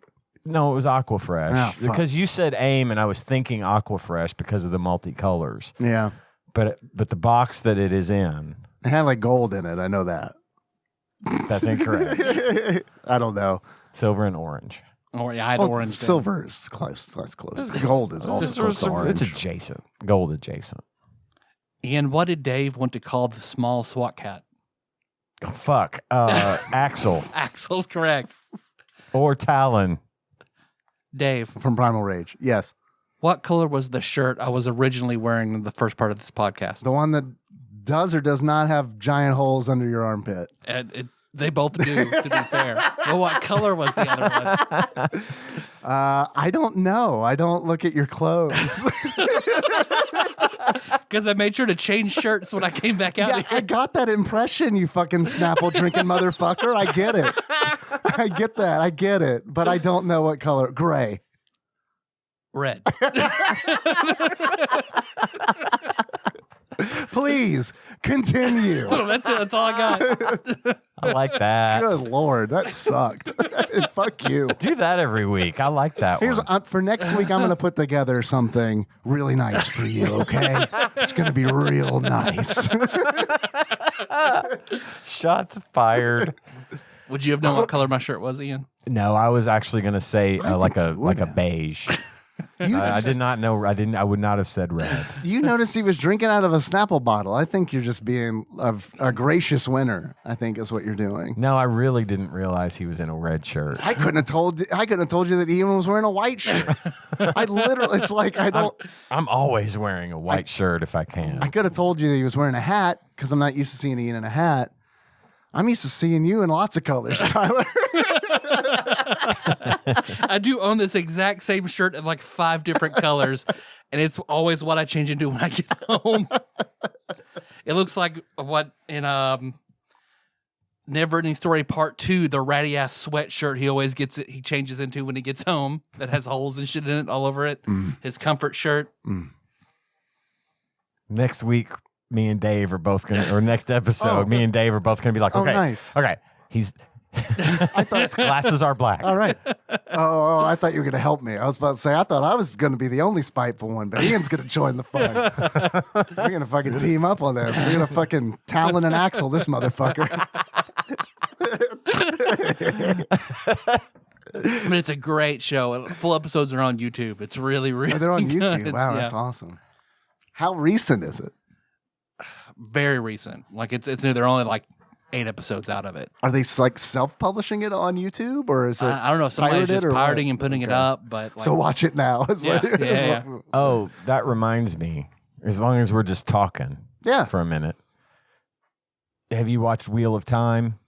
no, I can't. I'm not at the point where I want to. I'm so like, Is it Wheel of Fortune, but you just guess time-based puzzles? Yes, exactly. The Norman invasion of England, 1066. Oh wow! Let's talk about like the Wheel of Fortune. I'd be the worst at. It's fucking history dates. I only knew that because I just watched Billy Madison the other day. Yeah. Questions. Actually, the second words. The first words would be spin the wheel and guess what shirt Tyler was wearing. For $1 million. So I told you I haven't read the books, and I was going to watch it. I hear if you don't, it's all right if you haven't read the books. If you don't have an impression, you're trying to. It's fine. Yeah, it's fine. I don't know what. I mean, I get that it's like they take a concept of this happens, and it's sort of a medieval type of world, and we ride horses and we use fires and cats. Not cats or airplanes. Because the world is still rebuilding after a cataclysm. Yeah, it was a steampunky type world. Yeah, a cataclysm. Shit was flying around and like. The future, the past, and it had gotten to, it was like Rome. It had gotten to the pinnacle of civilization, and then some catastrophic event happens and sends them all back to the Dark Ages, basically. Yep. Which is neat. There's something known as the One Power, which at one time was usable by everybody that could touch the power, but then this part of this event that happened. The One Power was restricted to only being able to be used by women. Men can use it. They can, but they go nuts if they use it. Yeah, they go crazy. They're what caused the world to end last time. Right. Yep. So in that case, in that point, men are not very favorably looked upon by society. It turned the world into a matriarchy, which I think is interesting too. I think it's timely. I think it's funny because it's timely. I didn't dislike it. I'm not going to say it was like, oh my God, this is the greatest thing I've ever seen. But it seemed all right. I don't think you'll hate it. I don't know what they glossed over. I just have to get over some big changes that they make because they're always, I get it. You got to make some changes. Like I'm in the Facebook groups and all that kind of shit, so I see it. Like I understand you have to make some changes to condense it from a book to a show. You have to eliminate stuff. I get that. There's stuff that can be changed for the better. Like I get that, but there's always some shit that it's just like I don't know, I don't understand. And I've read a few of those changes that I'm just like, what? Why? They did a good job of making it so somebody who doesn't know that story get the gist. So I get the gist. I feel like the season was too short. I think they could have probably gone with another maybe 3 to 4 episodes to get into some of this other stuff, because they do the thing where they've introduced character after character after character after character that you just got to keep up with, and it was very Game of Thronesy in that regard. No, it absolutely is. It was easier, like for me, Game of Thrones was easier to watch than it was to read, because I had a visual cue of the person's face to know who they were, and oh yeah, I remember they did this. In the book, you got to remember their names, which is difficult, and I think I had some trouble with just what they tried to cram into, because the thing moved so fast. It was like getting to this goal that you would have expected it to take much longer to get to that point. They were there in like 4 episodes, and I was like, whoa, okay, shit's really moving. And I don't know if it was moving too fast, but I felt like for as fast as it was moving, they could have expanded on it a little bit more. Yeah. Aside from that, I mean, it was fine. I would say probably give it a watch, because it's high quality production. It's it's well acted. I liked the people that played the different characters. I thought it was fine. So because I read that they're putting a lot onto Moraine. Like Moraine is like the star of the show, which she is. Doesn't make a ton of sense book wise. Like Moraine is an important character, but she is by no means the main character. She's even missing for like 8 books. So That's a weird choice. She has a. I get that she's that's the star. The actress is the biggest star in the show. Yeah, she is. So, but like Rand, Matt, and Perrin, the three boys are the main characters. Well, they definitely focus a lot on Moraine. Yeah, I mean, Egwene and Nynaeve have they're main characters as well, but they're not like designated. They have their own perspectives and chapters, but they're not like the author will tell you the main characters are Rand, Matt, and Perrin. Yeah, primarily Rand. Well, and I think in the context of the show where they're sort of painting a negative picture of men, I think they're trying to back away from making them the main characters, and they put much more focus on the female characters. Those three that you mentioned, and they have very pivotal things in the books too. But they don't make it seem like men like a bad guy. That's horse shit. They lay it on. They do lay it on pretty thick. Men is one of my favorite characters in the books. That's horse shit. I'm not trying to be a jerk about it, but they do. They don't mince words. Man, that makes me sad. So anyway, I just wanted to let you know that I saw it and it was okay. You might like it, but you're probably gonna pick it apart. You're gonna want to. I don't want to, but I know I probably will, and just frump. Yep, probably. Okay. Do you guys cast books as you read them? Yeah, sometimes I do. It helps me. It helps me remember like who's who. Especially in fantasy novels where it's really hard because the names they're unconventional names.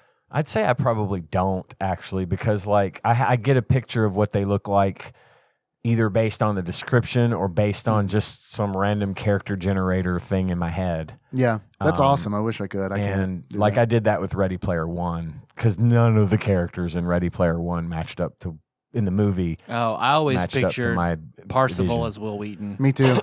Like period. Because it's his voice. Yeah. So it was just that's true. That's same. I couldn't read Game of Thrones until I watched one episode of the show. It helped. And then when I could put faces and names together, I had no problem. Yeah. Well, see, I watched Harry Potter and all those a lot of the Harry Potter movies before I read the books. So that was really helpful for me to already have their faces in my head. Because that's a lot of shit too. So. But no, I don't think I do. Cast as I go. I don't. If it has like honestly, if it's not a fantasy novel, I typically don't. But like I don't know, some like It, for example. Yeah, I had to do that because there's so many kids, you know. Sure. And it's just like I gotta like keep them straight. But I mean, I feel like I don't know. A lot of times, what's fucked up is like I will cast a character and a story I'm reading, and then like it gets to a point in the book where it's like, and his thick glasses fogged up, and I'm like, oh fuck, he wears glasses. All right, I got to do like a cast change now. This is gonna fuck my shit up. I did that in the Dresden Files. Yeah, reading the Dresden Files. Yeah, I absolutely did that. It's also kind of fun to do. Mm-hmm. It's also i.e. Suikoden. Yeah. I like doing that. I got a quiz that came in. Are you guys interested? Fuck yeah. Taking a quiz? Let's do a quiz. Got a quiz from one Ross Rachel Green from across the pond. I was talking to him. He was asking, how everything was going with like COVID and everything in our country. And, I was telling him how freaked out I was because I know a lot of people around me who are who got COVID. So we were talking about that. And then like that was late last week. And then I realized, oh, I didn't even ask him about a quiz or anything. And then like a fucking angel that he is, he swooped in today with a quiz. Cause I was like, I'm not going to bother him. It's like the last possible fucking moment I could ask for a quiz. And then there he was ready with one. So nice. Thank you, Ross. This quiz is entitled Blue Monday. Apparently it's Blue Monday, the most depressing day of the year. And looking at the state of my bank balance, I fully understand it. Otherwise, there's so little of note going on, I'm just going to start the quiz. You got to quit buying TV mounts, Ross. That is true. That is a recipe for disaster. What is Blue Monday? Is it? I think it's a thing. Like, for whatever reason, this particular Monday in the year is the most depressing day of the year. It has to do with like probably light between light or maybe between holiday, like the holidays are over and the holidays, and now we don't have a lot coming up. It's not really going to be warm anytime soon, but there's nothing really to look forward to. Yeah. Type of thing. It's weird because I had kind of a blue Monday. I kind of actually. did. Yeah, It's weird to like hear that. And I felt like Tanya, for example, she just looked kind of down all day, and I was like, it just felt like that kind of a day. So today maybe was like the first day at my new job where it was like, man, I don't know. You know what I Right. mean? Yeah. Where Yeah. it's like, oh yeah, this. Here it is, straight out of the Independent from UK. Okay. Every year, the third Monday of January is dubbed Blue Monday. The theory goes that this is the time of the year when we're all cold, broke, and riddled with guilt that our New Year's resolutions to get fit, drink less alcohol, and be a better human being have gone by the wayside. Okay. Okay. Kind of tracks with what we were saying. It does. Did you guys make New Year's resolutions? Do y'all do No, that? I don't do that. I don't set myself up for failure like that because I'll always say I'll quit smoking or I'll quit drinking, and then I don't. And it's like I'm just going to stop calling them addictions and call them guilty pleasures or something. Personality traits. They say that on the new Matrix movie. One of the guys in there is smoking, and Neo says, "I thought you quit," and he said, "I stopped referring to it as an addiction or a habit and more of a guilty pleasure or something." I don't know.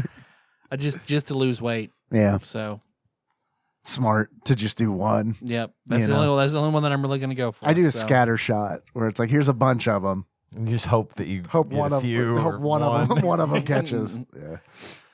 Yeah. First question. I'm assuming these are PS2 games still. First question. This game does away with the random encounters common for its genre and somewhat automates NPC actions in fights. Final Chrono Fantasy. Trigger? Final Fantasy 12. Yeah, the automate NPC actions. Yeah. I feel like it had no random encounters. Though. Oh, did it? See, I only Um, played the first hour. Now I can't remember because I haven't played it since it released. Yeah. I like that though. Final Fantasy 12. That makes with the automate NPC actions, which it throws me off a little bit because I'm not used to other party members being referred to as NPCs. But still, I mean, the automate definitely makes sense. I'm gonna lock that in. Do it. It is Final Fantasy 12. All right. Well done. Next question. This game did something Microsoft claimed the PS2 couldn't do, which is rewind gameplay. Prince of Persia.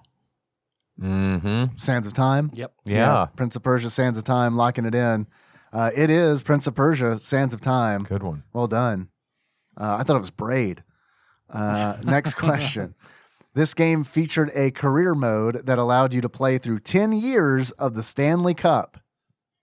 NHL 10-year journey. Stanley Cup? NHL Stanley Cup? It wasn't Stanley Cup a series? I feel like it was. I think it was. It Probably. sounds like, it sounds familiar. I don't know. It's got to be Stanley Cup. Say if NHL and or Stanley Cup is in there, we get it. Fine. Locking it in. I love that. I love these rules. It is NHL 2002. Fine. Forgot it. Next question. This snowboarding sequel, though brilliant, changed little from the previous game and was essentially an expansion pack. SSX Tricky 2. Was it down 360 or something? What was 360? Avalanche Was that just or- Wave Racer 360 or something? I don't know. We had this other game in this list. The 1080 was predecessor. the... 1080. Yeah, that's But what I'm that's thinking. super... That's Nintendo, wasn't it? I have no idea. I I think have that no- that's I what we were thought like, that that's was- a Nintendo exclusive? I We thought didn't- that was PS2. Yeah, that was on a quiz, wasn't it? I don't know. Or PS1. What I'm trying to say is I have no idea what the answer to this 1080 question is. Avalanche 2. 1080 Avalanche 2, locking it in. It is SSX Tricky. Nice. He said it. We got it. Yeah. I didn't realize that Tricky was a sequel. I didn't either. I thought I would have assumed Tricky was the first. Next question. This fighting game features 4 new characters: Cassandra, Raphael, Talim, and Yoon Sung. It's a fighting game, PlayStation 2.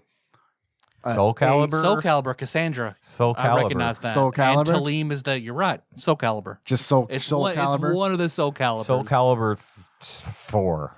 Soul- 2. A Soul Calibur. Just locking it in. Soul Calibur 2 through 4. Stanley Cup 2002. Avalanche, locking it in. Avalanche. The planet's dying, Cloud. It is Soul Calibur 2. All right. Well done. Very well done. Next question. This one is World Soccer winning 11-7 International. I'm not torturing anyone with this. All right. World Soccer winning 11-7 International, locking it in. This is a trust question. We're going to trust her? Yeah. Locking it in. It is FIFA 2002. No, not really. It's World Soccer winning 11-7. So on and so forth. Okay. Very well. Next question. This updated 4th in the series fighting game featured the subtitle Evolution.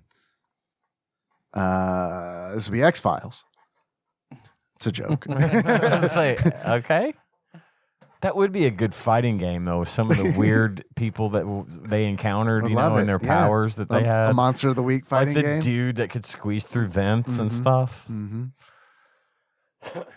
Say the question one more time. This updated 4th in the series fighting game featured the subtitle Evolution. Mortal Kombat? Mortal Kombat Evolution? Does that sound right? That doesn't sound right. Street Fighter Evolution. Tekken Evolution? Tekken Evolution. Throwing shit out there. I have no idea. I feel like Tekken makes more sense than anything else. Yeah, weren't those... But I don't remember another. Yeah, subtitled. So it could be Tekken 4, the updated 4th in the series. Mm-hmm. Tekken 4? Lock it in? Tekken 4 Evolution. It is Virtual Fighter 4 Evolution. Forgot that was a franchise. I did Yeah. too. And here we Girl, just said same. Soul Calibur. Yeah. And those always reminded me of each other. I mean, they felt similar to me. Yeah. I see Virtual Fighter 4 and I'm like, they made 4 of those? Jesus Christ. All right, next question. This hockey game featured broadcast quality commentary that is considered the best in any game. ESPN Hockey 2003. That makes sense. ESPN. Or a Madden game? Hockey. It's a hockey game. Oh, hockey. Yeah. Yeah. ESPN. hockey. They got the commentators. Sure. They Sports got that. Center hockey. Yeah. ESPN, locking it in. It is. What? NFL 2K3? Somehow I don't think that's right. That's maybe meant NHL. NHL. Too bad. Well, I got the 2003 part right. Yeah, we got it. Count it. Nailed it. Next question. Pocky and hockey. Reshrined. I just saw the rewatch the trailer for that. They pushed that back, I think, to March. So anyway, excited for that. Way more excited than I am for NFL 2K3. Next question. World Soccer winning 11-6 International this time. I clearly need to play these shitty soccer games. Lock that one in. We got it. It is World Soccer winning 11-6 International. What a name. You know shit, right? World Soccer winning 2006 International. Good Lord. What is even an 11-6? We got the best six. We have got the best sixes. We have 11 of them. They're wonderful. They're international. They're winning. Oh, good Lord. Motherfucker did name that game, didn't he? Next question. This game sees you performing miracles with a celestial brush. Is this Epic Mickey? Was that a PS2 game? Jesus Paint Simulator. Bob Ross. 2 AD. Jesus. Painting Simulator. ESPN. ESPN. But Epic Mickey sounds right. All right, a little like a Epic Mickey in. It is Okami. Oh, Shit. shit. But I guess Epic Mickey was probably Wii exclusive. PS3 or something. I don't know. It's all too new for me, honestly. I've always wanted to play Okami, but I never have. Yeah, same. And then it got like a recent HD remaster I had on that Switch, on I think. Switch. Yeah. And I didn't get very far into it before I kind of got a little bored. Yeah. So, yeah. All right. We got this World Soccer 11-7 ones. Yeah. Next question. Fuck, marry, kill. Public transport, bus, train, subway. Don't have a lot of experience with any of these, to be honest, because we don't live in a very public transport centric part of the country. Mm-hmm. I've never been on a subway. They're great. You love them. I mean, I wrote it in DC. It's okay. It depends on the city you're in. Yeah, in Atlanta, even the MARTA's not bad. Bus, I'm gonna kill. Yeah, I'm with you. Buses, Kill the fucking, bus. They fucking Buses, suck. They suck. I can attest to that. Unless it's the bang bus, in which case I'll You probably fuck definitely that want one. on that one, right. The bang bus isn't real. Shut the fuck up. What do you think? Sometimes, they're on the bang bus and they really like having sex. So sometimes they do porn afterward. God, my favorite College Humor skits. I'd say Mary Train. I'm killing bus. Mary Train. Fuck Subway. I'm with you. Yeah. Every train I've been on has been a delightful experience that one time. Every train I've run has been a delight. Next, fuck, marry, kill. Feelings. Have an itch you can't reach. Waking up 5 minutes before your alarm. Knowing you have forgotten something. I will kill forgetting something. I'm going to kill forgetting something. That's the worst. And then I'm going to marry waking up 5 minutes before your alarm. Yeah, that sucks. But I mean, hey, I probably should get up now anyway.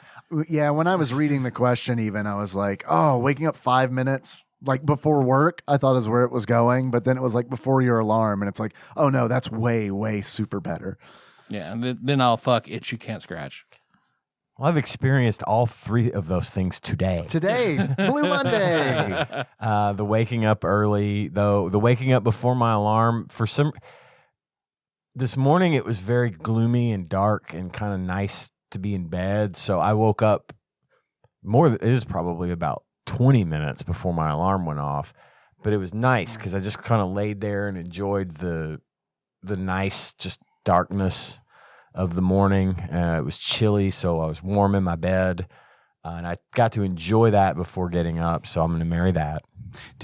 How do you set your alarm? Like, how do you determine what time to set it? I have a very specific weird thing. I figured that weirdly, I thought that you might, so I thought I'd ask because I do as well. I don't have to, since I work from home, I don't have to be up until Work. 7:30. Yeah. I can be at work. And I have a specific set of tasks that I perform every morning, like clockwork. It's Groundhog Day for me, literally every day. I have my alarm set to where I will snooze it 4 times, 9 minutes per time, and wake up at 7:24 a.m. every morning and get out of bed. And that is how I do it.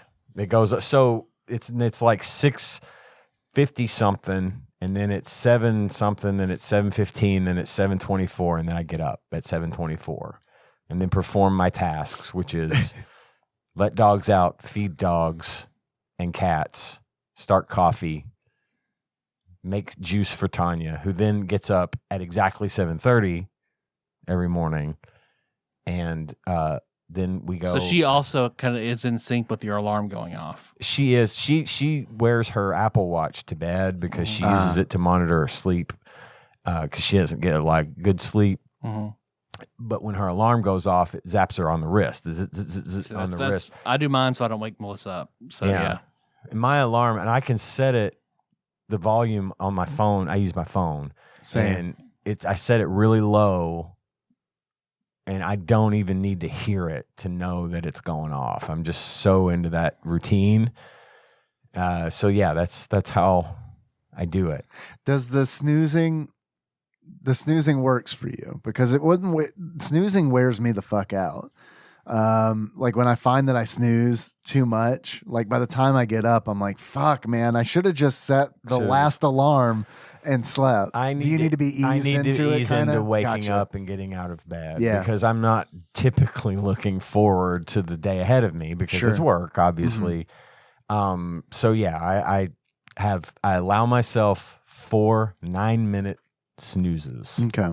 And I am up at 7:24 in the morning. I set mine with 30 minutes of playtime built in, where it's like I have 30 minutes where I can do whatever I want in the morning. And now if that 30 minutes is sleeping, I just turn that alarm off and then sleep for 30 minutes and then real alarm, like you really need to get up and get ready for work goes off. Mine would always be sleep. Yeah. I just try to get as much as I can. And I generally go to bed fairly early, earlier than I used to. But I do like to, but every day. So like today though, I woke up at like 6:30. and I knew I still had half an hour or thereabouts before my alarm was going to go off, but I was in and out, not really awake, but awake enough to know that I'm comfortable and happy in my bed. Yeah. And that was really nice. It So that's playtime. Yeah. Yeah. It kind of set a good frame of mind for me, although it still was kind of gloomy and everything kind of seemed off all day because of the whole Blue Monday. I believe that now. It's wild that he mentioned that. Yeah, because it's like, man, that was today. That really happened. And everyone at work even was like, man, what a fucking shitty day. So maybe tomorrow everybody will seem in a better mood. Maybe. I don't know, but man, I didn't either. Yeah, I didn't know that was a weird. thing. Now I'm gonna go home and tell Tanya about that, and she's gonna be like, "Holy shit, that's weird." I mean, Henry and Nikki had fine days because they were off from school and work. So yeah, because of Martin Luther King Jr. Day. Oh, that's right. And I remember Henry being like, "Where are you going?" I'm like, "Work." Yeah, we have jobs where we have to work on this day. That was probably why it was kind of quiet at work. Shit. I'm hoping tomorrow isn't super busy. Damn. I thought this was a trend. Super busy Tuesday's the thing. It always follows Blue Monday. Right after Blue Monday. Everybody's got all this energy. I'm going to fuck forgetting something. Yeah. Because I forgot something today, but it's not the end of the world. I can't imagine forgetting something that, unless it's like, your airline ticket or, that kind of thing is your really son bad. when you're going to a trip in Paris. Right. Or yeah, exactly. I'll fuck that because I have this spot on my back that has started itching recently that I cannot fucking reach, and it was itching me today when I got here. I'm like rubbing against the chair trying to scratch that fucker because this time of year I'm always I'll really scratch your back, buddy. You don't have to use a chair. Give me a stick. This time of year is always my skin gets real dry just because it's cold and everything. Do you take super hot showers? I do take, not probably as hot as you do because I know you like lava setting in your showers. Yeah, Henry's of the age. Last time now. I tried to get in the shower with you, I got scalded. I'm sorry, baby. I can't do it. Sorry, anymore. baby. It's just I gotta have my hot water. It's just my burning energy. I can't help it. I like a hot shower, but not like. I ease into it. Like I'll start off to where it feels like initially it feels hot, but almost immediately after I'm under it, I'm like, nope, it's not hot enough. Yeah. Kind of work my way into a hot shower. But no, I don't do the scalding hot. We played with the hot water heater recently because when Henry was born, Nikki and I were both like, well, afraid of burning the baby. I guess showers suck now. So we turned that to we adjusted that. And then now he got to a point where he's like, I like hot showers. And so he was in there like me, turning that fucker all the way to the left where it's like, make it hot. So now we've adjusted the hot water heater to the point now where it's like, I gotta ease up off that because it's like it's almost scalding. Yeah, there are definitely times I've gotten in the shower and been like, oh shit!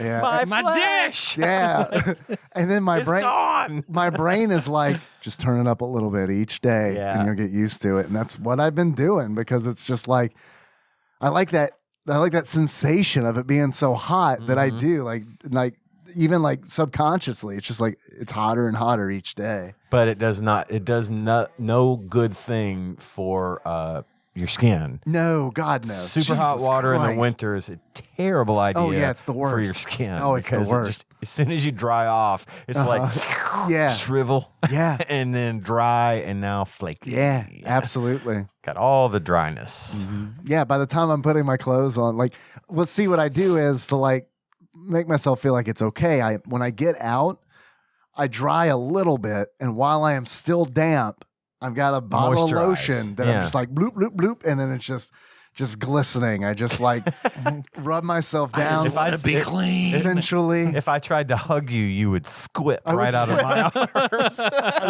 I would squip. That's very good. Man, I love a good Garfield callback.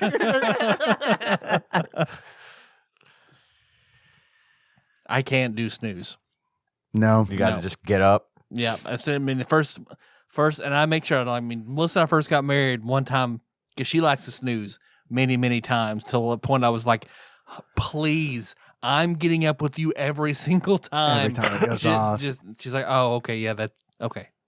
So then when she used to get up before me, then it'd just be once and done. And then whenever I got the Fitbit now, if I get up before her, then it just vibrates and I'm up. I remember people who spent the night with me and I had to like set an alarm to get up would always be like freaked out how it was just like alarm goes up and I'm just bolt up like fucking Dracula. Like I'm up. All right, that's it.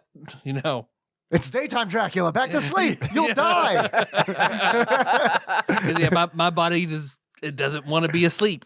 Like so, like once the alarm is up, it's just like, yep, you're up, you're awake. There's no going back to bed. So yeah, my body definitely wants to sleep, but I always feel better when I get up the first time the alarm goes off. Mm-hmm. If I snooze, even if I enjoy that time between snoozes, like I get up and it's like I feel like fuck. I just kind of like was restless for the last 30 minutes kind of deal. Yeah. And anticipating. I'm just delaying the inevitable. And that is admittedly what I'm doing. Sure, but I've just gotten into that. Dude, if you enjoy it, then that's a fucking whatever gift. works for you. I like those few minutes just to ease into facing the day. It helps. It helps. I get it. I do.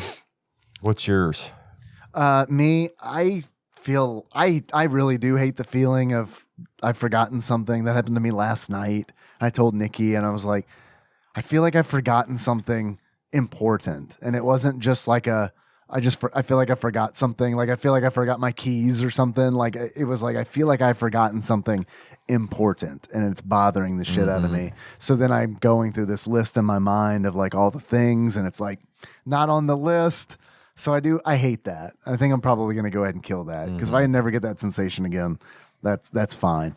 I love getting into bed like 11:30 on Tuesday, and I just get into bed. All right, could do this in the morning. Show note, nope, didn't do show notes. All right, gotta get back, gotta get back up, do that. That's why I do. Honestly, that's why I try to do all this shit as soon as we're done, like the editing, and then like getting it on, uploaded to the FTP server and getting the show art done. Like I try to do as much of it as possible. When right after we're done the same day, because if I don't do that, you're more likely to forget something important or that circumstances will prevent you from getting it done in a timely fashion. Sure. And then you've got to scramble at the end. I obsess over it. Yeah. Cause it's like, I do. Cause it's like, if I want it done as soon as possible so that I can just forget about it. And it's off my plate. It's done. Everything's set up. That's just, I don't know. That's just how I best operate. Because I set more alarms than anything else than to remind me to make sure I do the show notes. And if I'm not at my computer when they go off, it's the only time I ever snooze anything like 30 minutes. I should be back at my computer in 30 minutes. Yeah. Or something like that. I'm killing that. I hate the feeling that I've forgotten something. I hate it. It's the worst. I will. I guess I'm super flexible. I don't know if you guys know this or not. Very super flexible. I oil up every morning. Ankles behind yours, baby. I know. Do stretches for 30 minutes. That's my playtime. So I rarely have an itch I can't reach. Okay. So and plus I have sticks and stuff. Right. I've always said that about you. Yeah. I mean, last night when I was playing SWAT Kats, I did have an itch in the middle of my back. And despite being extremely flexible, probably the most flexible person in the world, I just grabbed my remote and I was like, that'll do it. And then just scratched it with that. So, but having an itch that I could never scratch, that would be the worst. Oh. Like something like when it's like like when your foot itches when it's in your shoe. Or your boot, like a boot. Ugh. You're wearing a boot and there's just no getting to it. Or a roller skate. Because the boot is super hard to take off. Yeah. Because it's all laced up. Right. And the sole is like an inch thick. Yeah. Yeah. Or like anytime my face itches ever anymore. Right. I'll be sitting at work and it's like, well, I'm at work. I probably shouldn't touch my face, but man, my fucking face itches like a motherfucker right now. Get it in your shirt. Let's go like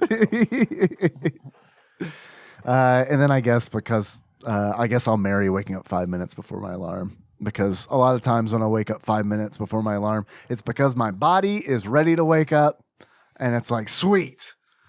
I got the perfect amount of rest because my body's like, hey dude, it's time. Go potty. You're in between circadian rhythm cycles. Go ahead, get up. Go ahead and get up. My favorite thing, I don't do it anymore, but my favorite thing to do when I lived in Lexington, because when I lived in Lexington, my work day started at 10 o'clock. So I had the luxury to kind of do this, and that is to sleep with the blinds open. So the sun comes in and not wakes set an you. alarm and just wake up from that fucking sun just hitting my face. God, it was the best. Can't do that waking up at 6:30 here because it's just like I wouldn't wake up until ever because it's dark all the time. Yeah. But anyway, next. We forgot to mention that Paducah is in Alaska.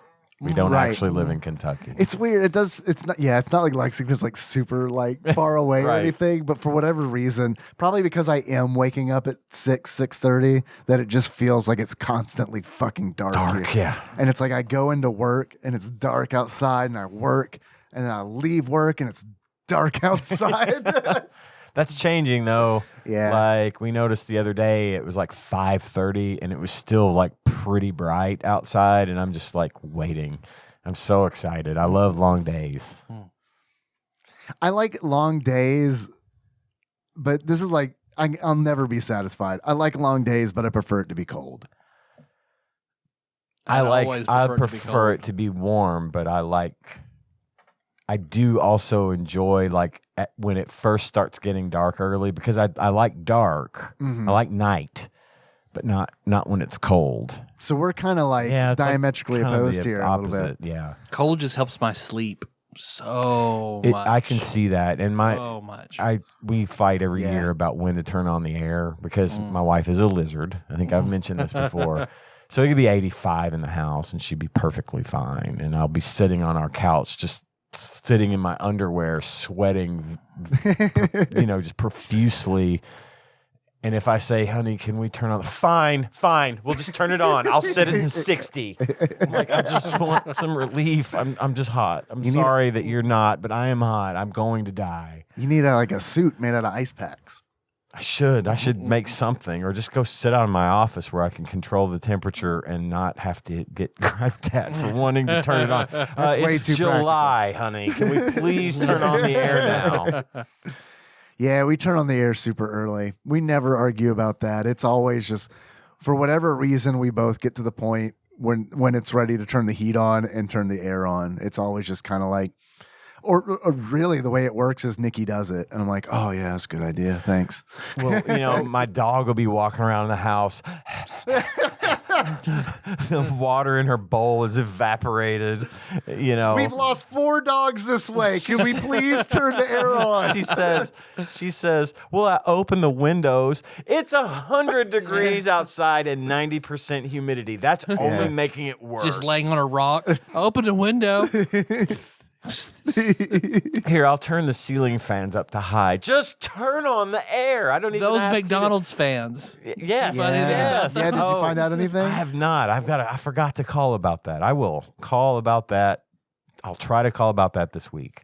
That's okay. Completely forgot. No, it's not. I want to find out. I want to find out. I completely understand, because Anthem keeps emailing me and they're like, dude, you have to pay your insurance bill or you will not have insurance. And I'm like, yeah, I'll get to that.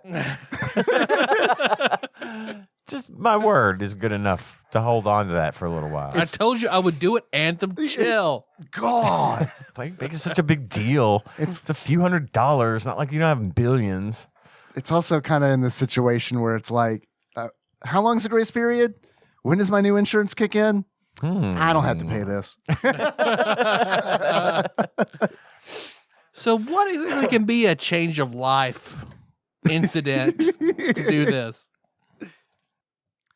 Fuck, marry, kill, finding money, finding $1 on the floor, finding a 5 but in a stinky storm drain, finding a 10 under a fresh dog shit. Which brings up a lot of questions. How did that happen? So really it's just one question, one big question. I'll take whatever the bigger amount of money is going down. It's fine. Yeah, the dog shit, sure. Yeah, take it. $10. Fine. Dog shit Hamilton? 10-5-1. Great. Whatever. I'm with him. Really? I live with dog it. shit. I don't care. Dude, dog shit though. I mean, I'll just carefully carry it to the dollar store. and be like, there we go. Is there a It's legal. corner exposed? Curse somebody with your fecal currency? Yeah, absolutely. Absolutely. There's enough. That's monstrous. That dollar is Look probably at the Monster Wars with you. under the fucking pile of shit is probably not much dirtier than it was to begin with.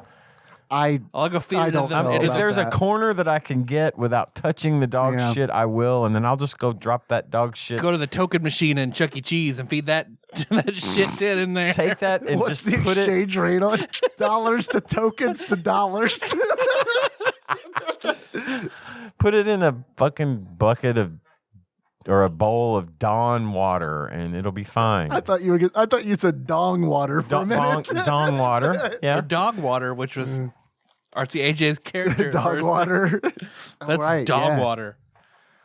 I saw the other day a statistic that said 90% of $10 bills has had dog shit on it at one point in time.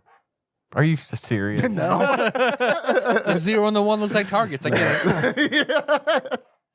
I am killing the $10 dog do thing. So what you do is you take that $10, you go to the bank, you get 10 rolls of pennies.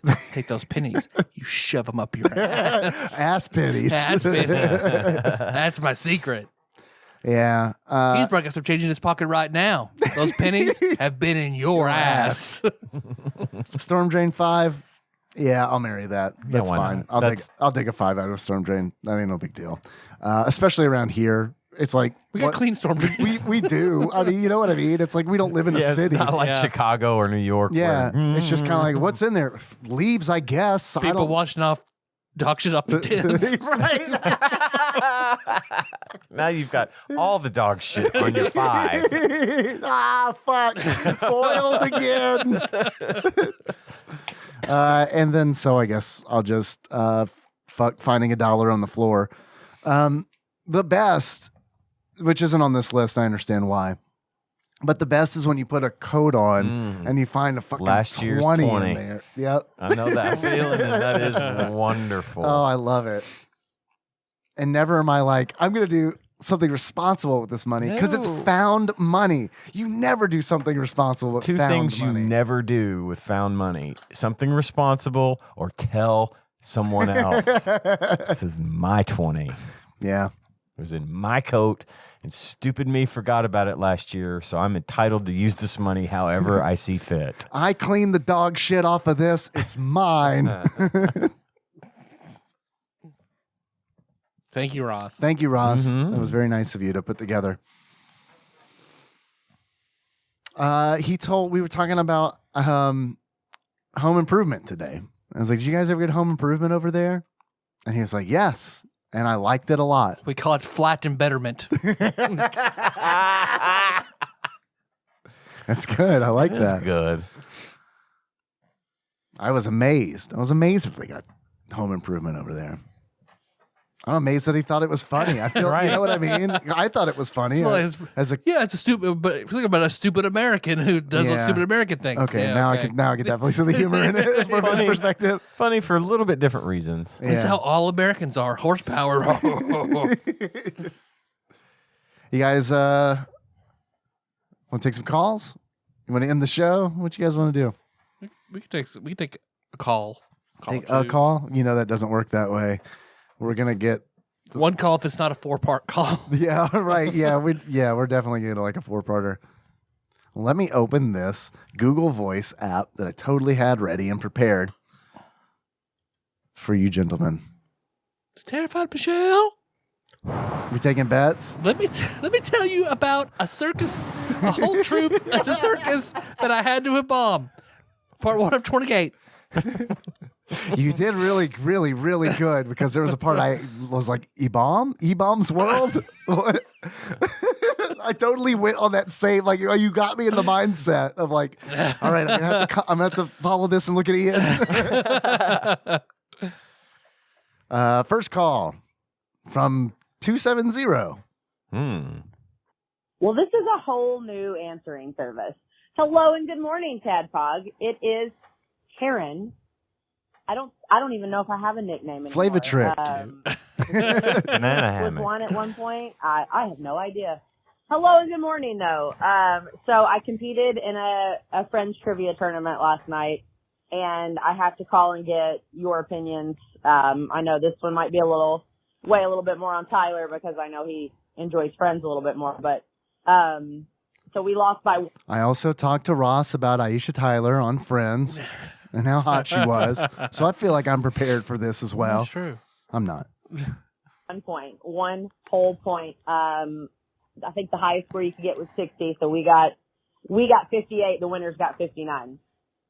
I missed 2 questions the whole round, and I'm not pissed about it. I mean, the questions were phenomenal. Whoever wrote them, absolutely fantastic questions. Just a few off the top of my head. What's the name of Richard's daughter that Monica was friends with in high school? Michelle. Pause. Michelle. What's the name of the couple that Monica and Chandler meet on their honeymoon? Pause. Don't know. Is it the Was it the Berenstain Bears? Bernstein Bears. Shit. That's before the switch. Do you have it? You think you might was have it it? the one that was Will and Grace, right? It was. I have no idea. There was one where Will and Grace showed up, wasn't it? They weren't Will and Grace, but it was the two that play Will and Grace. I think it was Winning World Soccer 11-7, wasn't it? Yes. Or I may be thinking of a different show. I know Caroline from Carolina in the City was in an episode. Okay.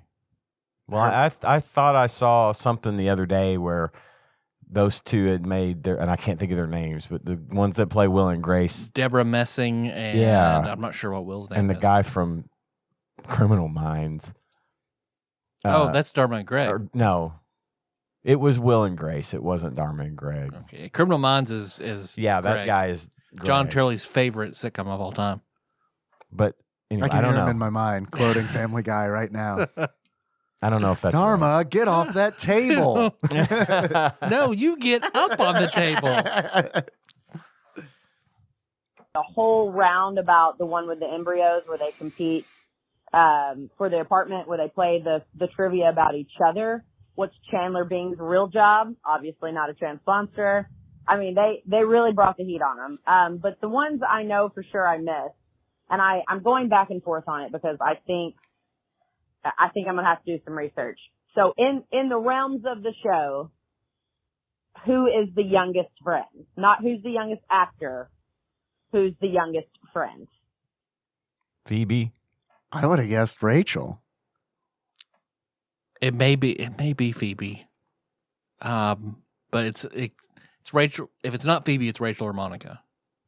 I think Monica's the oldest. Because Rachel and Monica were in the same class in school. Oh, were they? Mm-hmm. Okay. I bet it's Phoebe. Ross is older. I doubt it's Joey. And then Chandler and Ross were in college together when Monica and Rachel were in high school. So it's not Chandler.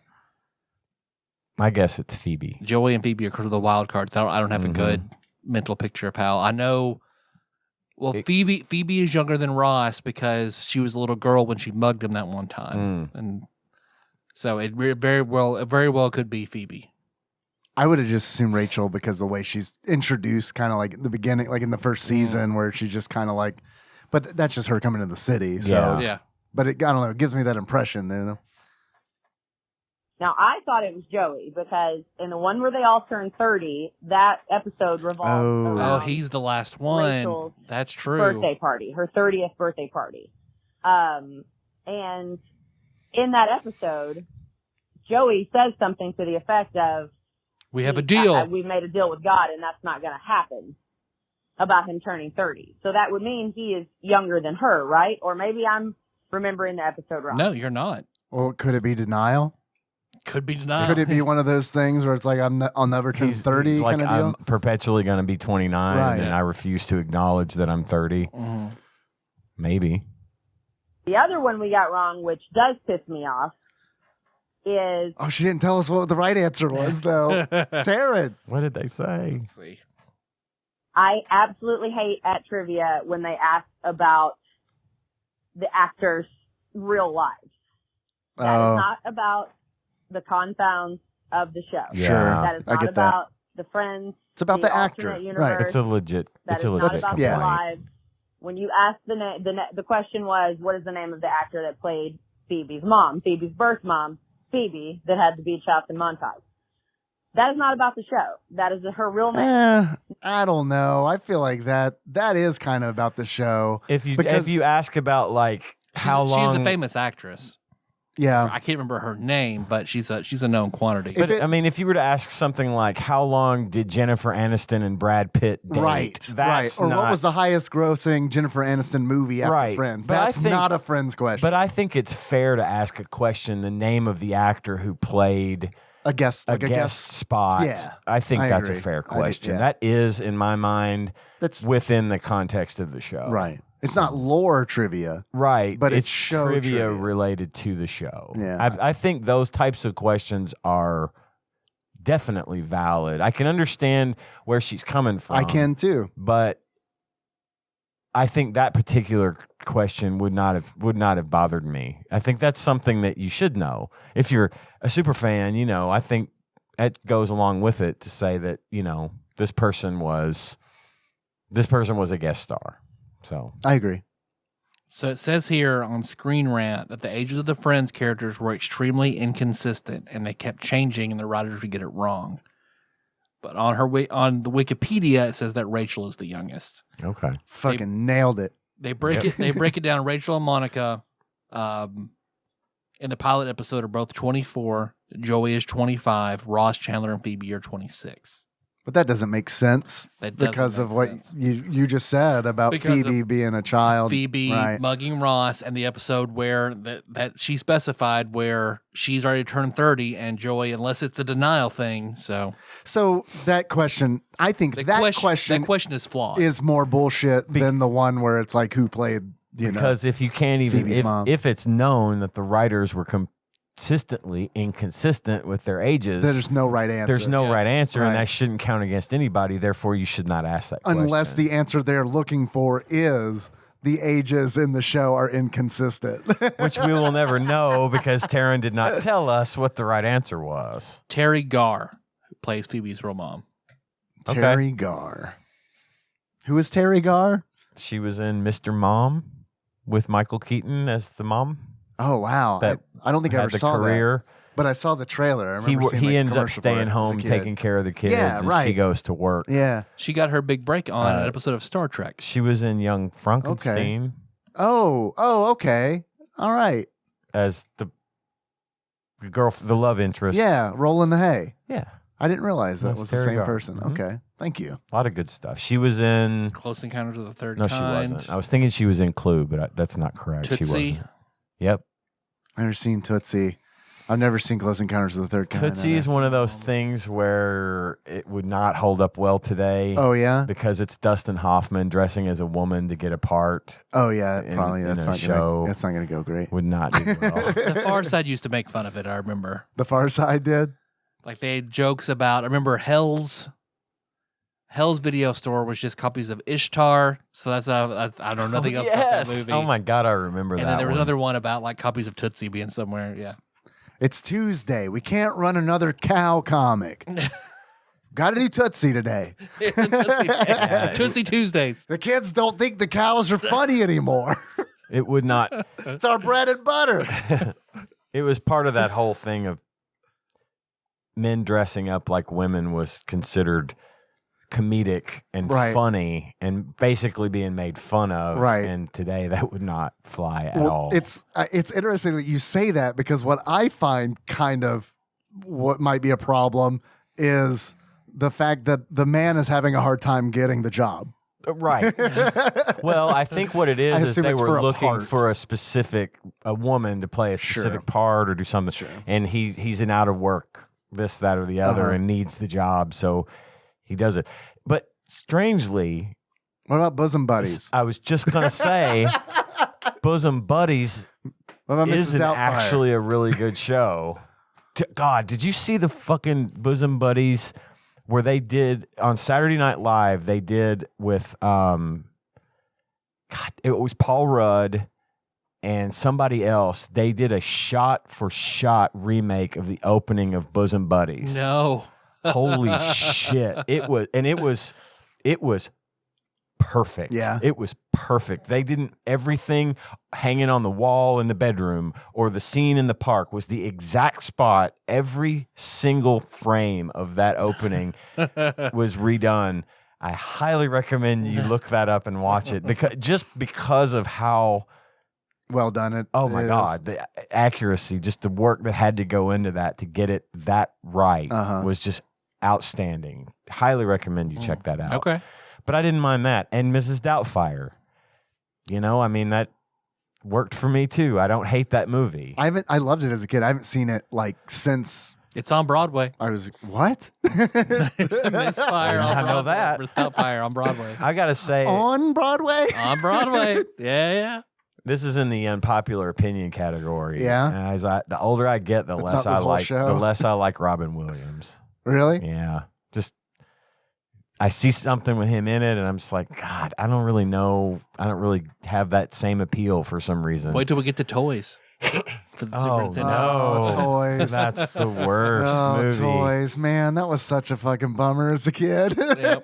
That was a terrible movie. Oh God, it was the fucking. I remember being so excited when we rented it, and not only because it was one of those where it's like, we gotta rent this. It's Robin Williams, and look at the art, and it's called Toys. We have to rent this, and then we rent it, and it was like, What is happening? this is the worst movie I've ever watched. Wasn't Joan Cusack in that Yep. as well? Oh, Oh, yeah. my God. And they made a Super Nintendo game out of it. Oh, God. my goodness. Okay. Sorry. Go ahead with Terrence's All right, call. here we go. Taryn continues. She's going to hit the end. Now, if they had asked what was Phoebe's birth mom's name, Phoebe, that is a valid question. It is. Or her adoptive mom, Lily, that is a valid question. It is. But I digress. Anywho, love you guys. Talk to you soon. I hope I make the cut. Bye. You totally made the cut. With really good audio. I know. Yeah, it was good. Very good. Thank you. It looks like I'm going to do at least one more if that's okay. Yeah. Sure. Because it looks like she calls back. So I'm curious what this follow-up. She's going to tell us the answer to the questions that. Yeah, for the answers, turn this call upside down. Oh, hello. It's Taryn again. Hi, I Jesus. purposely did not call in my car so that I would make the cut, hopefully, because you all have mentioned several times that the speakerphones in the car don't sound great. They So I hope don't. it sounds marvelous. It did. And I hope you guys are doing well. I hate that I live just a couple miles up the road now and I haven't seen you guys. So I hope that once things are a little bit easier to travel and all that good stuff, I hope you guys can come to Louisville. Maybe they'll do the Arcade Expo again or Yeah. Yeah. Come to just Tadpog come Prom. hang out. We'll go do whatever. I'd also love to come be on the show. I was again. going to say, come I down miss here you and be guys on the show with us. immensely. Okay. Goodbye. Love you. Bye. Bye-bye. Bye. Come join us for our toys episode. All right. Cool.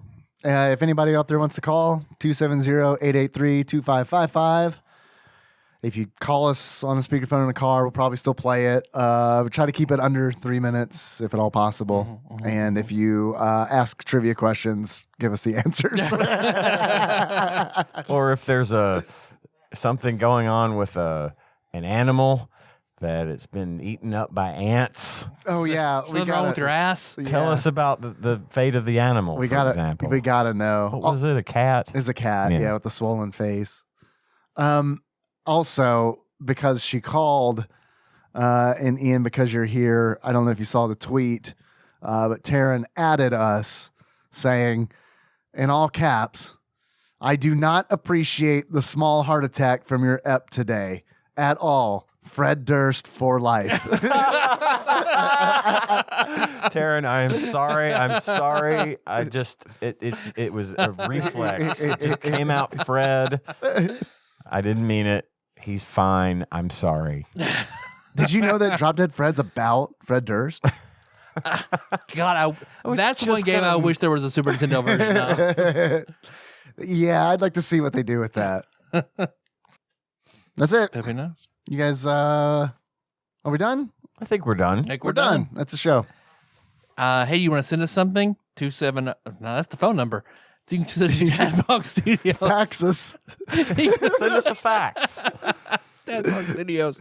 Care of Nicole Nance, PO Box 3785, Paducah, Kentucky 42002. We're all over all the various mediums on social media. We're on all of them. Search for us. Yeah, just search or find us. We appreciate it. Our theme song is Moved on Sycamore Drive. Link to that track. Find the show notes at tadpog.com. How you guys want to close it out?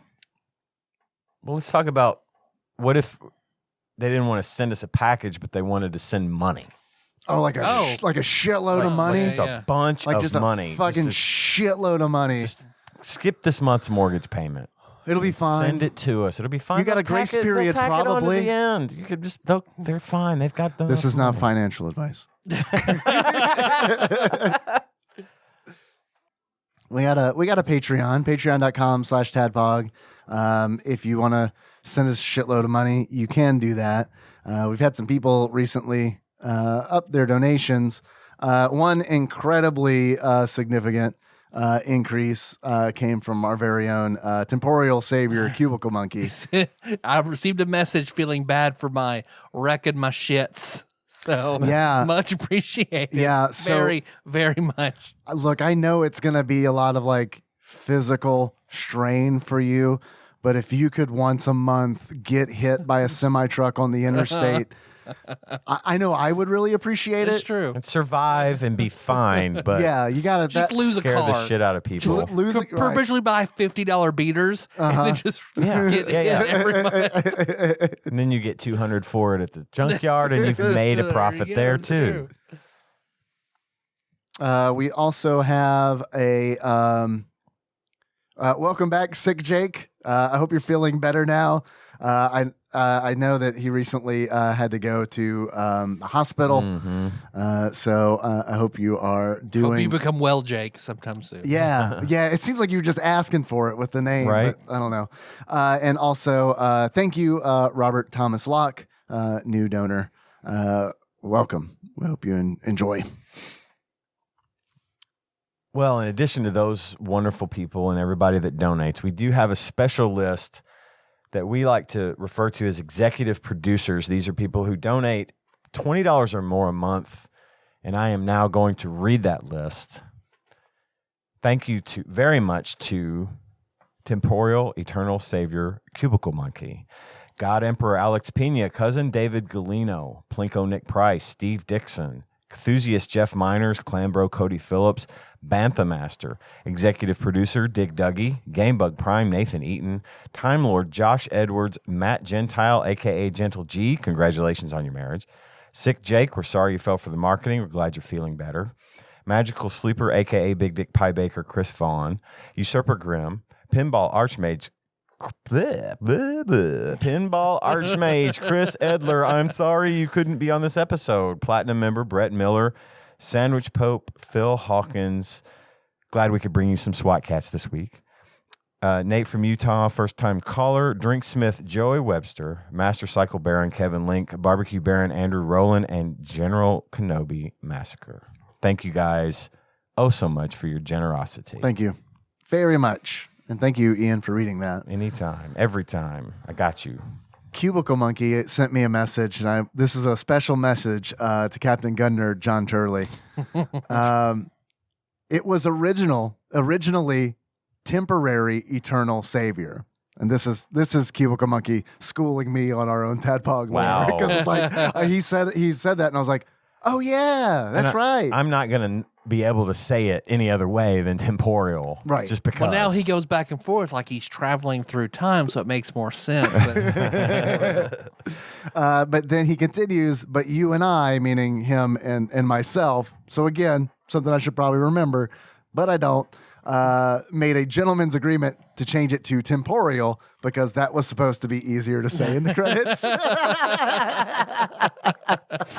Ian just did a spit take. I'm doing temporary now. I'm changing it back. You have the power. You read the list. I have you the have list the power. now. Add my own flair. That is true. It's yours. How'd we close it out? As our favorite cat. Man. All right, I got It's it. our favorite fictional cat. Got it. Do we need a moment? Yeah. I mean, because there's Garfield, there's Dermal. Garfield. Cliff. Straight off the bat with two Garfields, though. You know what I mean? Two characters from Garfield and Friends. Yeah. What other fictional cats are the? Let's name quick. Let's name all the fictional cats we can. I got one. I've got one. I'm not going to name it because I want to see if you guys can figure it out. But only you'd be able to because you got to see what I do with my arms. Okay. So until next time, Tropical Capricorn. Oh. Toonses? Toonses. You got it. All right. It's a good one. Who are you, Tyler? The cat from Homeward Bound, voiced by Roseanne Barr. Oh, yeah. Oh. Yeah. I love it. I was Scratchy. You didn't recognize it because there wasn't like the sound of a decapitation or an explosion, but otherwise I think it was perfect. And also I was flailing my arms around and I couldn't hear anything because I was yelling.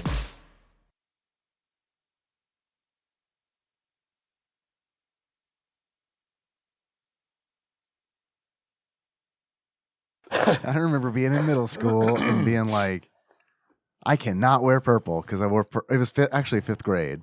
And this was in Pennsylvania. So like, this isn't even like a Southern thing.